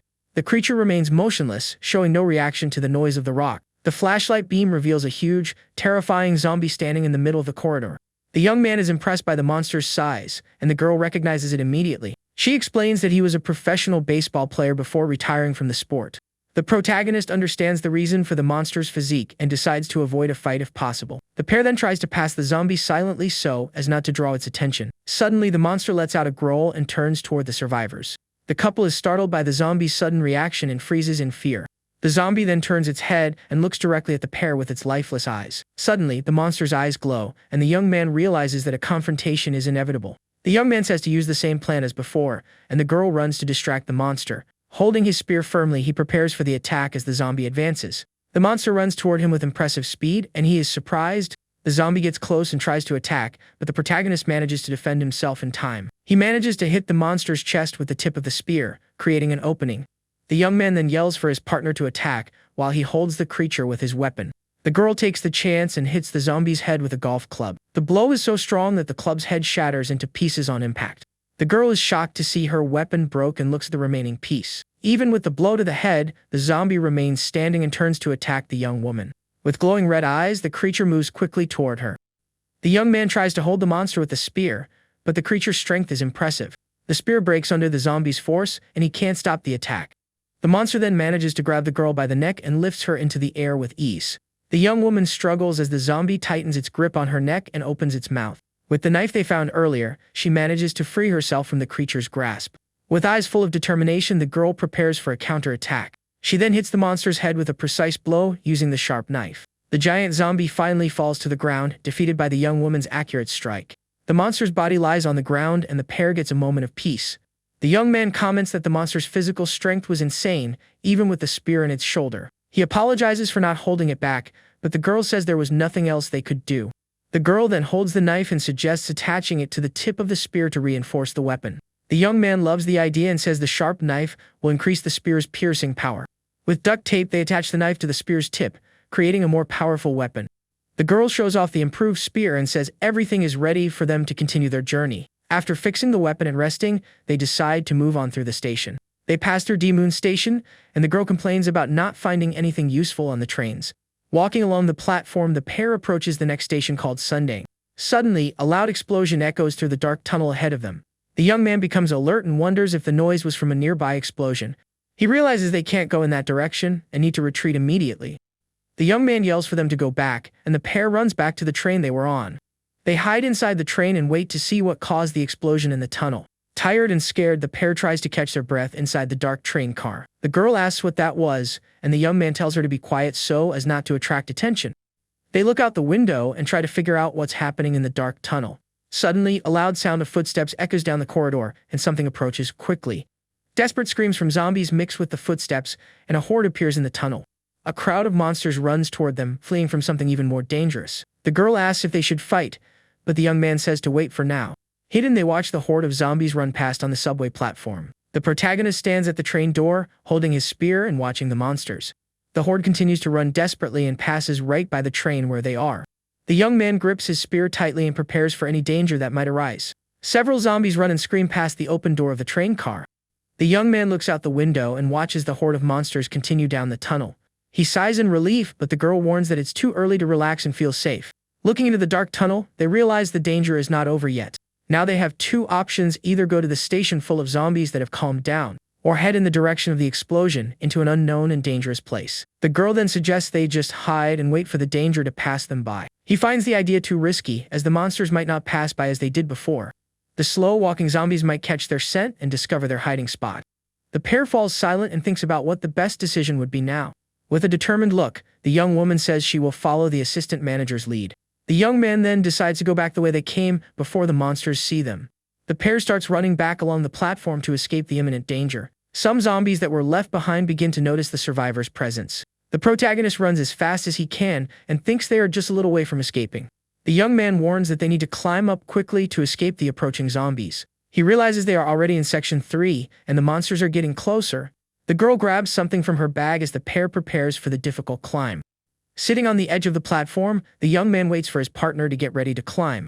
She asks where the zombies are, and he says that if they don't make any mistakes, they can escape. He then extends his hand to help her climb up to the upper platform safely. The young woman takes his hand, and he pulls her up forcefully, complaining about the slippery sweat. With sweaty hands, he holds her hand tightly so as not to let her fall in the darkness. Suddenly, her hand slips, and he can't hold onto it firmly enough. The girl then falls back onto the lower platform, and the young man becomes desperate about the fall. The zombies notice her presence and turn toward the sound of the fall. The girl is silent for a moment, still dazed from the unexpected fall. Scared, she looks at the monsters and realizes she's in a very dangerous situation. The horde of zombies then starts running toward the young woman on the platform. The protagonist desperately shouts her name from the higher platform. He yells for her to get up, and the young woman quickly stands up to escape the monsters. The young man extends his hand again and manages to grab her arm more firmly. With great effort, the pair works together to escape the rapidly approaching zombies. One of the monsters manages to grab the young man's leg and tries to pull him down. The girl looks down with a shocked and fearful expression upon seeing the zombie holding on. With a strong kick, the girl manages to get rid of the zombie that grabbed his leg. The creature falls back onto the lower platform, and the pair finally manages to climb up. Other zombies approach and surround the fallen monster to devour it without mercy. The young man yells for them to run now, and the pair moves forward on the platform in safety. They run and find a door to go up to the next level of the subway station. The pair runs up the stairs to escape the zombies still on the platform. At the top of the stairs, a zombie appears by surprise and tries to attack the protagonist head-on. The young man manages to defend himself and pushes the monster away with a well-aimed blow. The girl watches the scene with a determined look and prepares for the fight to come. The young man finishes the creature with his spear and prepares to face the next enemies. With a serious look, he turns and gets ready for the next wave of monsters that comes. The pair then advances and attacks the zombies coming up the stairs to surprise them. One of the monsters screams in pain as it's hit by the survivors with their weapons. The silhouette of a zombie is pierced by the protagonist's sharp spear in a precise strike. The girl prepares to attack with her weapon and shows her skill in hand-to-hand combat. A monster screams in pain and agony as it's hit hard by the young woman's spear. Another zombie screams desperately as the pair continues to fight for survival. The young man dodges an attack and prepares for a counter-attack against the monster. The girl lands a strong kick to a zombie's chest and knocks it to the ground with the impact. With her spear, she prepares to deliver the final blow and finish off the creature for good. After a long fight, the pair finally manages to get into a safe room in the station. Tired and injured, they sit on the floor to catch their breath and rest for a bit. The young man says that was a close call, and the girl agrees, taking a deep breath of relief. He asks how it is outside, and she says she can't see any zombies nearby. The young man then sits on the floor and takes a deep breath, feeling the relief of being alive. Suddenly, he remembers something and asks about her leg with concern. The girl looks at her boot and sees bloodstains but doesn't understand what happened. She gets scared thinking she might have been bitten but tries to calm down and deny it. The young woman then remembers feeling something brush against her leg during the chaotic fight. With wide eyes, she panics at the thought of having been infected.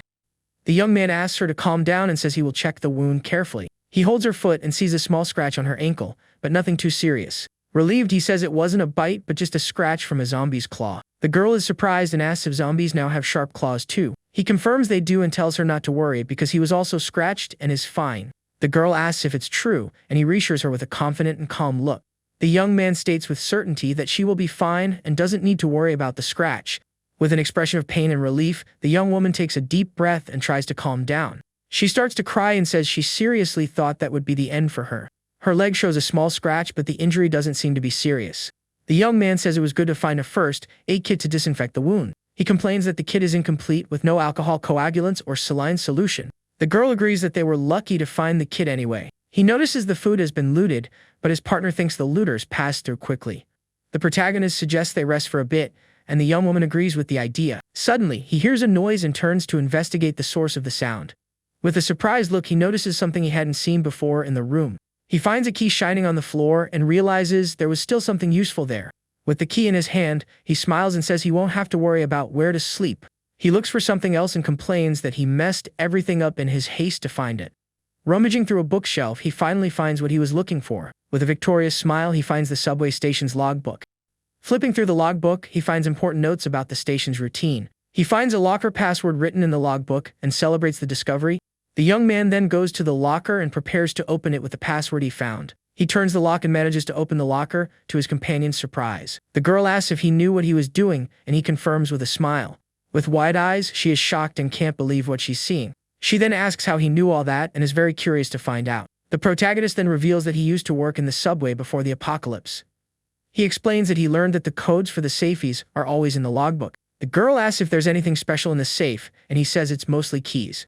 However, the young man reveals that the most important item for them is stored inside. With a smile, he opens a wooden box and reveals a shining gas gun inside. The young man explains that subway stations always keep firearms for emergencies. The weapon is for cases of robbery or attack, as employees need to be prepared. He then hands the wooden box to his partner and asks her to keep it safe. The girl refuses, saying she has never touched a gun and wouldn't be able to use it. The protagonist agrees with her point and seems to understand the young woman's hesitation. He then puts the box in his backpack and gets ready to continue their journey.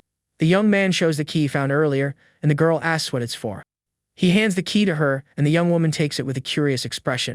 With a confident smile, he says the key is for the station's employee room. They find the employee room, and the girl recognizes the place immediately. The young woman asks him to open the door quickly, and the young man prepares to use the key. He then puts the key in the lock and successfully opens the room's door. The pair look at each other with a smile of relief and surprise for having found a shelter. They enter the room, and the girl holds the door to make sure no zombies follow them. Lighting up the place, the young woman realizes the room is small and worse than her old shelter. Huddled in a corner, a strange pale man is covered by a dark cloth. Scared, the pair prepares for danger while the young man holds a drink in his hand. The girl approaches the huddled man and tries to check if he's okay or a zombie. The man then lifts his head and looks at her with a vacant, lifeless gaze. The girl realizes he has already passed on, and the huddled man is lifeless in the corner of the room. She says he doesn't look infected but rather passed from hunger, and apologizes for taking the clothes. After taking the clothes and blankets, the pair prepares to rest for a while. Lying together on the bed, the girl comments on how good it is to be able to rest in a safe place. The young man suggests taking the blankets, and she wonders if they'll be able to carry everything. He says yes, because the food is running out and their backpacks are almost empty now. The young man comments that he could fall asleep like this, and the girl tells him to rest well. The clock on the wall shows almost 1:30 in the morning, and time passes slowly for them. The protagonist thinks they have food for 2 days and need to reach the warehouse. He then looks at the system and sees a set of winter clothes for 3 coins. The young man thinks it's getting colder and that they'll need warm clothes to go outside. He worries about the situation underground and the need to go up to the surface. The young man has enough coins to buy clothes for both of them and wonders what he should do. With a tap on the screen, he prepares to purchase the winter clothes. However, he hesitates and decides to wait a little longer to think more about the decision. He then notices there are new things in the system and wonders if there was an update. Looking at the new options, he thinks that if he uses it the right way, it might work. The pair leaves the subway station and finds the street covered in snow and ice everywhere. The young man wakes up his companion, and she grumbles, asking for 5 more minutes of sleep. The young woman gets up sleepily and starts to pack her things for their departure. With a yawn, she gets ready to leave, and the young man warns that they need to move. In the subway tunnel, they find an overturned vehicle blocking the passage on the tracks. The protagonist thinks someone put the vehicle there on purpose to block the way. The girl offers to check the situation up close and climbs onto the vehicle carefully. She puts something in her mouth and looks over the vehicle to see what's on the other side. With wide eyes, she is shocked to see what's on the other side of the blockade. A huge horde of zombies is gathered on the other side, trapped by the overturned vehicle. The young woman quickly climbs down and is confused, not knowing what to do with so many monsters. Scared, she says there are dozens or even hundreds of zombies trapped on the other side. The young man suggests they try the other side of the tunnel to see if there's a way through. The pair then runs to the other side of the station in search of a safe exit. They realize that this is the only subway line to their destination and are left with no options. The only way out is to go back to the surface, but the strong wind outside is a big problem. The young man says they can't hesitate and that they need a way to mask their scent. He suggests searching again for something useful they might have left behind. The girl goes ahead and they start searching the station once more. The protagonist then stops for a moment and seems to have an idea to solve the problem. The young man opens the system and looks at the screen with a serious, focused expression. He finds an item called Explorer that allows him to buy hidden items in the shop. The protagonist then decides to buy the item to see if he can find anything useful. With a tap on the screen, the item appears and he understands how the system works. He then starts looking for something specific and types in the search bar. The young man wonders if it's possible to find a vaccine for the zombie infection. Hopefully, he types the word vaccine in the search and waits for the result. Unfortunately, the system finds no results for his search. He tries other words like conobodies and virus vaccine, but nothing works. No results are found and the Explorer item is not consumed by the system. Disappointed, the young man sighs but thinks it was worth a shot anyway. He then decides to look for a deodorizer to mask their scent. To his surprise, the system finds a deodorizer that lasts for 90 minutes. However, the item costs 1 coin, and he finds the price a bit too expensive. He calculates that they will need at least 3 deodorizers each for the journey. The young man complains that he had just saved up some coins, and now he's going to spend them all. After the purchase, he is left with only 1 coin remaining in his system account. The girl is surprised to see the deodorizers and asks where he found them. She holds one of the bottles and wonders if the product will actually work against the zombies. The protagonist suggests they try it, and in the worst-case scenario, they'll go back to the station. The pair sprays the deodorizer and gets ready to leave the subway station. He asks if she's ready and the girl confirms with a determined expression. They then leave the station and face the snow-covered street and the strong wind. A street sign points the way to Yudong, the pair's final destination. The young man warns them to go slowly, as they could encounter zombies at any moment. The strong wind blows, and the young man covers his face with his arm to stay warm. The girl then spots a zombie and warns the assistant manager to be on alert. A lone female zombie walks through the snow and passes near the pair of survivors. The pair wonders if the deodorizer is really working as expected. The creature passes them by without noticing their presence and continues walking down the street. They are shocked to realize the zombie didn't notice them and wonder why. The zombie turns for a moment but doesn't seem to smell the survivors. The monster then moves away and continues on its path, leaving the pair in safety. Relieved, the girl smiles and says the deodorizer really works very well. The young man agrees and tells them to stay strong and keep going on their journey. They then spot a gun shop that is still intact in the middle of the city. The protagonist decides it's better not to risk it, as whoever is inside will be armed. A street sign shows the direction to a cafe and a food alley nearby. Finally, they spot Soyu Station and realize they are close to their destination. The young man regrets that he expected to be in Udong by now, but their progress was slower. The pair decides to find a place to spend the night and splits up to search. The girl observes that there aren't many places without broken windows to take shelter in. The young man tries to open a door but realizes it's locked from the inside. Looking through the window, he sees the silhouette of people inside the building and backs away. He decides that's not a good place and continues to look for a safe shelter. The pair walks through the deep snow, and the intense cold starts to affect both of them. The protagonist asks if his partner found anything, but she says it's been difficult. They need a place without zombies but secure enough to keep them out. The young man then calls the young woman's attention to a staircase he found. He suggests they try climbing it to see if they can find a safe place on the upper floor. The pair goes up the stairs and explores the upper floor carefully, trying not to make noise. The girl says the place looks clean and with no zombies nearby to threaten them. She then tries to open a door but realizes it's also locked from the inside. The young woman looks at the locked door and gets frustrated with their bad luck. She suggests breaking the door, but he says the sound of the glass will attract the monsters. Suddenly, the protagonist asks her to wait and seems to have another idea. He says there might be another way in, and the girl follows him up the stairs. The young man then approaches a mailbox on the wall and observes it carefully. He clenches his fist with determination and thinks there must be a key inside. With a focused look, he prepares to open the mailbox and search for the key. With a victorious smile, the young man shows the key he found in the mailbox. The girl is shocked and celebrates the luck they had in finding the key. She asks how he knew, and the young man explains that the cafe stays open late. With the key in hand, he prepares to open the cafe door and find a shelter. He explains that the employees hide a spare key to avoid shift mix-ups. Inside the cave, they find several bags of flour stacked in a corner. The young woman is surprised to see the flour and eggs and notices that everything is intact.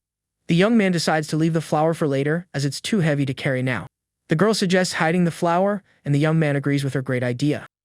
He smiles and thinks they were very lucky to find that place to spend the night. The young man also found a portable charger and a wristwatch in the location. They hope to reach the warehouse the next day, as they only have 4 chocolate bars left. The girl worries about the possibility of finding other people at the warehouse. The protagonist suggests creating a code word in case one of them gets into danger. His partner looks thoughtful and tries to come up with the best code word to use. With a bright look, the young woman seems to have an idea for their secret word. She then suggests a code based on the type of weapon the enemy is using. If it's a long-range weapon, they should speak casually and in a relaxed manner. If it's a short-range weapon, they should use more polite and formal language. And if the situation is uncertain or they need to escape, they should use the word senior. The young woman clasps her hands and says that way their words won't stand out too much. She explains that this way they can talk more naturally without raising suspicion.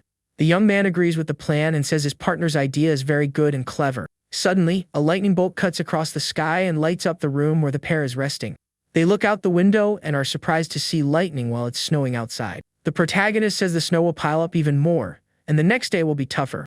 The girl decides to rest first and lies down on the table to get some sleep. The young man keeps watch while his companion sleeps, and time passes slowly for him.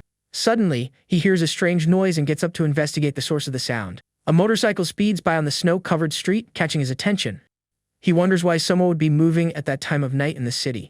The young man notices the motorcycle is heading in the same direction as them and becomes suspicious. Suddenly, the motorcyclist stops, and the pair watches the scene with great attention and caution. The young man notices something strange and sees a group of zombies approaching the motorcyclist. The horde of monsters surrounds the man on the motorcycle, and the situation becomes increasingly tense.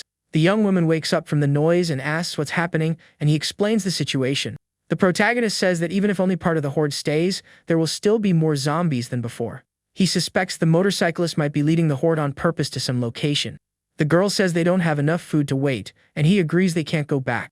Suddenly, the young man notices something and becomes alert with the new information he discovered. The girl suggests looking for information on the forums, and he agrees with her idea. People on the forum are commenting on the snowstorm with lightning and find it strange. The young man notes that hail is also falling in some places, but none of it matters now. Someone asks about a shelter on Yeonjong Island, and another says the government is gone. The pair is surprised by the information and continues reading the conversation on the forum. One person claims the shelter is actually a dangerous cult and that they escaped from there. The post author doubts the story and questions why strangers would give out food and clothes. The girl finds the story suspicious, and the young man agrees it seems very strange. He remembers that manager Yoon Hik, Jae said he was heading to the west coast. The protagonist decides to forget about the shelter for now, and his partner agrees with him. He regrets not finding anything useful about the motorcycle they saw earlier. With a determined look, the young man decides what their next step will be. He shows the chocolate bars and says the plan is to head to the warehouse. The pair then goes out into the snow-covered street and continues their dangerous journey. They decide to stop or turn back if they encounter a horde of zombies or something too risky. The young man says it's their last chance and that they need to move quickly from now on. Fortunately, there aren't as many zombies on the street as he thought, and the path seems clear. The girl says they must be close to their destination, but the fog is obstructing their view. The young man worries about the visibility and the effect of the repellent. which must be running out. He warns that if they encounter zombies from now on, they will have to fight to survive. Suddenly, the girl spots something in the distance and points in that direction urgently. Finally, they find the warehouse they were looking for and are relieved. The young man gets excited and says that with so many supplies, they won't have to worry. The young woman tries to open the gate but realizes it's locked and won't move. She remembers the place was open before and is confused by the change. The protagonist becomes thoughtful and suspects something strange is happening there.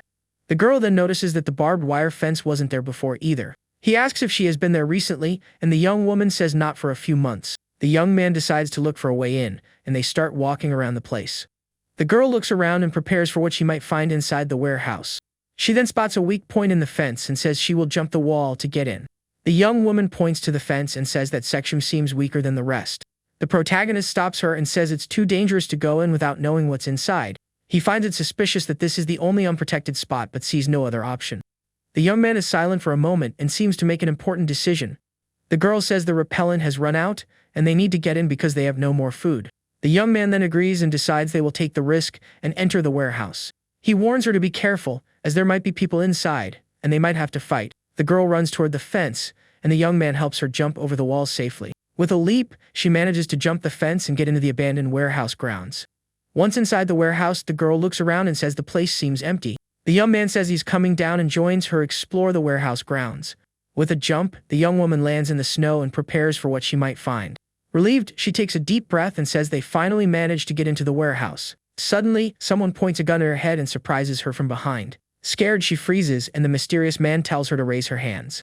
The man then searches the girl to see if she's armed or carrying anything. He says she's clean, and the young woman raises her hands, afraid of the pointed gun. The man asks about her companion, and the girl replies that he's outside. He then tells her to tell her partner to come in through the front gate of the warehouse. With the gun to her head, the man pressures her to call the young man inside. Using the secret code, the young woman yells, "Opa," and asks him to come to the front gate. Outside, the young man hears the call and realizes someone is with her inside. He understands the message and knows there is only one enemy with a long-range weapon. The protagonist prepares to act and grabs his backpack to get something important. He then takes out the gas gun they found at the subway station before arriving. The young man yells that he understands and prepares to enter the warehouse to save his partner. Inside the warehouse, the mysterious man tells her to tell the young man to drop his weapon. The protagonist throws his spear on the ground and deduces it's just one armed man with a gun. The man then yells for him to drop the weapon, and the situation gets increasingly tense. The young man throws his spear on the ground, and the mysterious man watches him from a distance. The protagonist then turns and shows he is unarmed for the captor to see. The man yells for him to move forward, and the young man obeys, walking slowly in that direction. He realizes the gas gun is a short range and needs to get closer. The young man then yells that he has already dropped his weapon, and asks the man to release his companion. The captor ignores him and prepares for what might happen next in the snow. With a swift movement, he pushes the girl and prepares for the final confrontation. The protagonist approaches slowly and waits for the right moment to use his weapon. The young woman then gives the signal and yells no, for her partner to attack the mysterious man. The young man pulls out the gas gun and fires in the direction of the captor with precision. The man is surprised to see that the protagonist also has a weapon and gets ready. He fires in the young man's direction, but the protagonist manages to protect himself from the shot. The young man feels the pain of the grazing shot but manages to stay firm in the fight. The captor also fires, but the protagonist manages to dodge the shots. The man fires into the air, and the sound of the shot echoes through the snow-covered street. Furious, the captor complains and fires several times in the direction of the young man, who protects himself. The girl takes advantage of the distraction and throws herself at the man, trying to disarm him. She manages to grab his arm and prevents him from firing at her partner again. With a strong blow, the young woman manages to disarm the man, and the gun falls into the snow. The protagonist yells for the man to let her go and points to his backpack, showing something. The young man then throws a can of repellent at the captor, distracting the guy for a moment. Suddenly, the protagonist gets punched by someone who appeared out of nowhere and falls to his knees. The girl yells for them to just take what they want and leave the two of them alone. The young man realizes with shock that the man wasn't alone and had a hidden accomplice. To make matters worse, the gunshots have attracted a horde of zombies to their warehouse. The protagonist yells for his partner to get the key that opens the gate for them to escape. The man on the ground refuses to hand over the key and tries to stop the young woman from taking it. She fights with the man and tries to grab the key forcefully while he yells for her to stop. The young man warns that the zombies are getting close and that they have no more time to escape. With a determined expression, the girl continues to fight to get the gate key. Tired of the situation, she delivers a well-aimed kick right between the looter's legs. With the man groaning in pain on the ground, the young woman finally manages to get the gate key. She then runs toward the lock gate to try to open the way for them. Desperate, she tries to open the padlock while her partner yells that it's not going to end there. However, the key doesn't work, and the girl panics when she sees they are trapped. Seeing the zombies approaching, the young man attacks the first one with his makeshift spear. One of the monsters manages to grab his spear, and the young man is surprised by its strength. The protagonist becomes desperate as he realizes they might not be able to escape. With all his strength, he manages to push the creature away and get rid of the monster. Right after, another zombie jumps toward him, ready to attack the survivor. Holding his spear tightly, he prepares for the fight against the advancing creature. With the spear in hand, he faces the zombie running toward him with its mouth open. The monster screams and shows its rotten teeth, ready to finish off the young man right there. The young man is shocked for a moment, but quickly regains his composure for the fight. Suddenly, he drops his weapon and another zombie grabs him from behind, leaving him defenseless. A third monster takes the opportunity and runs to attack while he is pinned. The creature throws itself against the warehouse's glass door with great force, making a noise. The two looters just watch the scene without doing anything to help the protagonist. One of the men lets out a grunt and seems pleased with the young man's tragic fate. On the ground, the young man prepares for the worst as the zombie advances on him. The girl finally manages to break the padlock and opens the gate for them to escape. Suddenly, one of the zombies is thrown forcefully against the warehouse's glass door. The girl then yells for her partner to get inside quickly because the door is now open. The pair runs desperately toward the door to finally enter the warehouse. Once inside, the young woman struggles to close the door and prevent the monsters from entering. Relieved, they look back and see the zombies banging on the glass, trying to get in. The creatures growl and try to break the glass door with their rotten, dirty hands. The girl then shows the keys she found and smiles, relieved to have gotten them. Quickly, she locks the door with a chain and a padlock to ensure their safety. The girl asks if the manager is okay and he confirms, asking if she got hurt. The young woman confirms she's fine, and the young man sits on the floor, looking very relieved by the news. He says the sound of the gunshots attracted the monsters and that for now, they need to get inside. Suddenly, they see one of the looters on the floor, complaining that his eyes are burning. The protagonist then suggests they take the man inside, and his partner agrees with the idea. The girl then helps the man up and carries him on her back into the warehouse. Suddenly, the protagonist turns around and has a surprised expression on his face. To his shock, the other looter is assistant manager Choi, who is crying there. Manager Choi continues to cry while holding his glasses and seems very shaken. The girl asks if it's the guy from the security room, and he confirms, not having expected this. The other man tries to wipe his eyes, but the protagonist warns him not to use the towel. The young man explains that the gas effect is strong and will last for a day, making the guy annoyed. Choi says that if he had known who was, he wouldn't have attacked and takes the blame for what happened. The protagonist thanks him for his understanding, while the young woman observes him in silence. With his glasses on, Manager Choi seems calmer and picks up a hot kettle. He then offers the pair a hot tea, and the young man thanks him for the kind gesture. The girl takes a sip of the hot drink and feels the warmth spread through her body in the cold. Sitting together, the protagonist asks when Choi arrived, and he says 3 days ago. The manager then reveals that he came there because of the warehouse's solar panels. He was installing the panels that morning when he saw the pair approaching the location. The young man remembers that his partner didn't want to leave the panels and thinks he did the right thing. The young man explains he was thinking of protecting the panels with glass and has the material for it. He then asks if Manager Choi has enough supplies to survive in the warehouse. Choi replies that he has plenty of construction materials, but that food is another story. With a serious expression, he says the food situation is a bit uncertain at the moment. The girl asks if it's because the food stock is in Section 2, and the man confirms. He explains that the roof collapsed from the snow, so he only took what he could from the area. However, the food froze and didn't spoil, so with help they can get more supplies. The protagonist then sets his mug aside and prepares to ask an important question. With a nervous look, he asks if the pair can stay at the warehouse with Manager Choi. Choi is silent for a moment and seems to consider the young survivor's proposal. He agrees and says it's better to have allies to protect the place from other invaders. The pair is very happy and relieved to know they can stay at the warehouse with the manager. To their surprise, the manager reveals he was hoping to make the same request to the pair. He then touches the back of his neck and seems a bit awkward explaining his current situation. The man says that after what happened, he realized he couldn't defend the place alone. Choi explains that more people will come and that alone, he would end up losing the warehouse to looters. Having trustworthy allies is perfect, and the protagonist thanks him for the trust placed in them. Suddenly, the manager comments that the zombies are still wandering around outside the warehouse. The girl is surprised because she thought the monsters would have scattered by now. The manager then turns to the young man and asks how he got the gas gun he used. The young man says he took the gun from a police officer who took his own life to avoid becoming a zombie. The manager explains he took the gun to defend himself but ended up using it too quickly. Then he puts the gun away and asks the young man if there are any bullets left for the firearm. The manager says there are no more bullets, and the young man regrets the news as it would have been useful. With the monsters outside, he thinks no one will come near, and his stomach rumbles with hunger. Suddenly, the young man's stomach makes a very loud noise, getting everyone's attention. Manager Choi then realizes the situation and asks if the pair has eaten anything. Shortly after, we see a pot full of ramen cooking on their portable stove. The pair is mesmerized by the sight of the noodles and can't look away from the pot. With a smile, the manager says he will cook and that they can eat as much as they want. Suddenly, the girl gets up excitedly and seems to remember something important for dinner. She then grabs the 2 cans of beer they found earlier and celebrates the discovery. The young man celebrates the idea, and Manager Choi is surprised by the drink they had. And so, the trio sits down to enjoy the meal with 2 mugs full of beer. With his chopsticks, the young man grabs a portion of noodles and prepares to eat the meal. He then blows on the hot noodles to cool them down a bit before the first bite. With an expression of pleasure, the young man eats the hot noodles and enjoys the meal. The young man eagerly swallows the noodles and seems to be in heaven with the food's flavor. With a sigh of satisfaction, he feels refreshed and happy with the hot food. The girl also enjoys the ramen and says the broth feels like it's warming her soul. With the beer mug in his hand, he looks very happy with the meal they are having. Manager Choi then suggests they make a toast before the drink gets cold. The pair agrees with the idea, and they all toast together with their beer mugs. They toast to their new companions and the delicious ramen that seems like a gift from the heavens. After eating everything, the young man says he is completely satisfied with the meal. The girl agrees and says she had already forgotten what it felt like to have a full stomach. Eating something hot warmed their bodies, and the young man says it was worth facing the blizzard. With a full stomach and a warm body, he feels very comfortable and safe in the shelter. Having a place to rest, all worries disappear, and he feels at peace.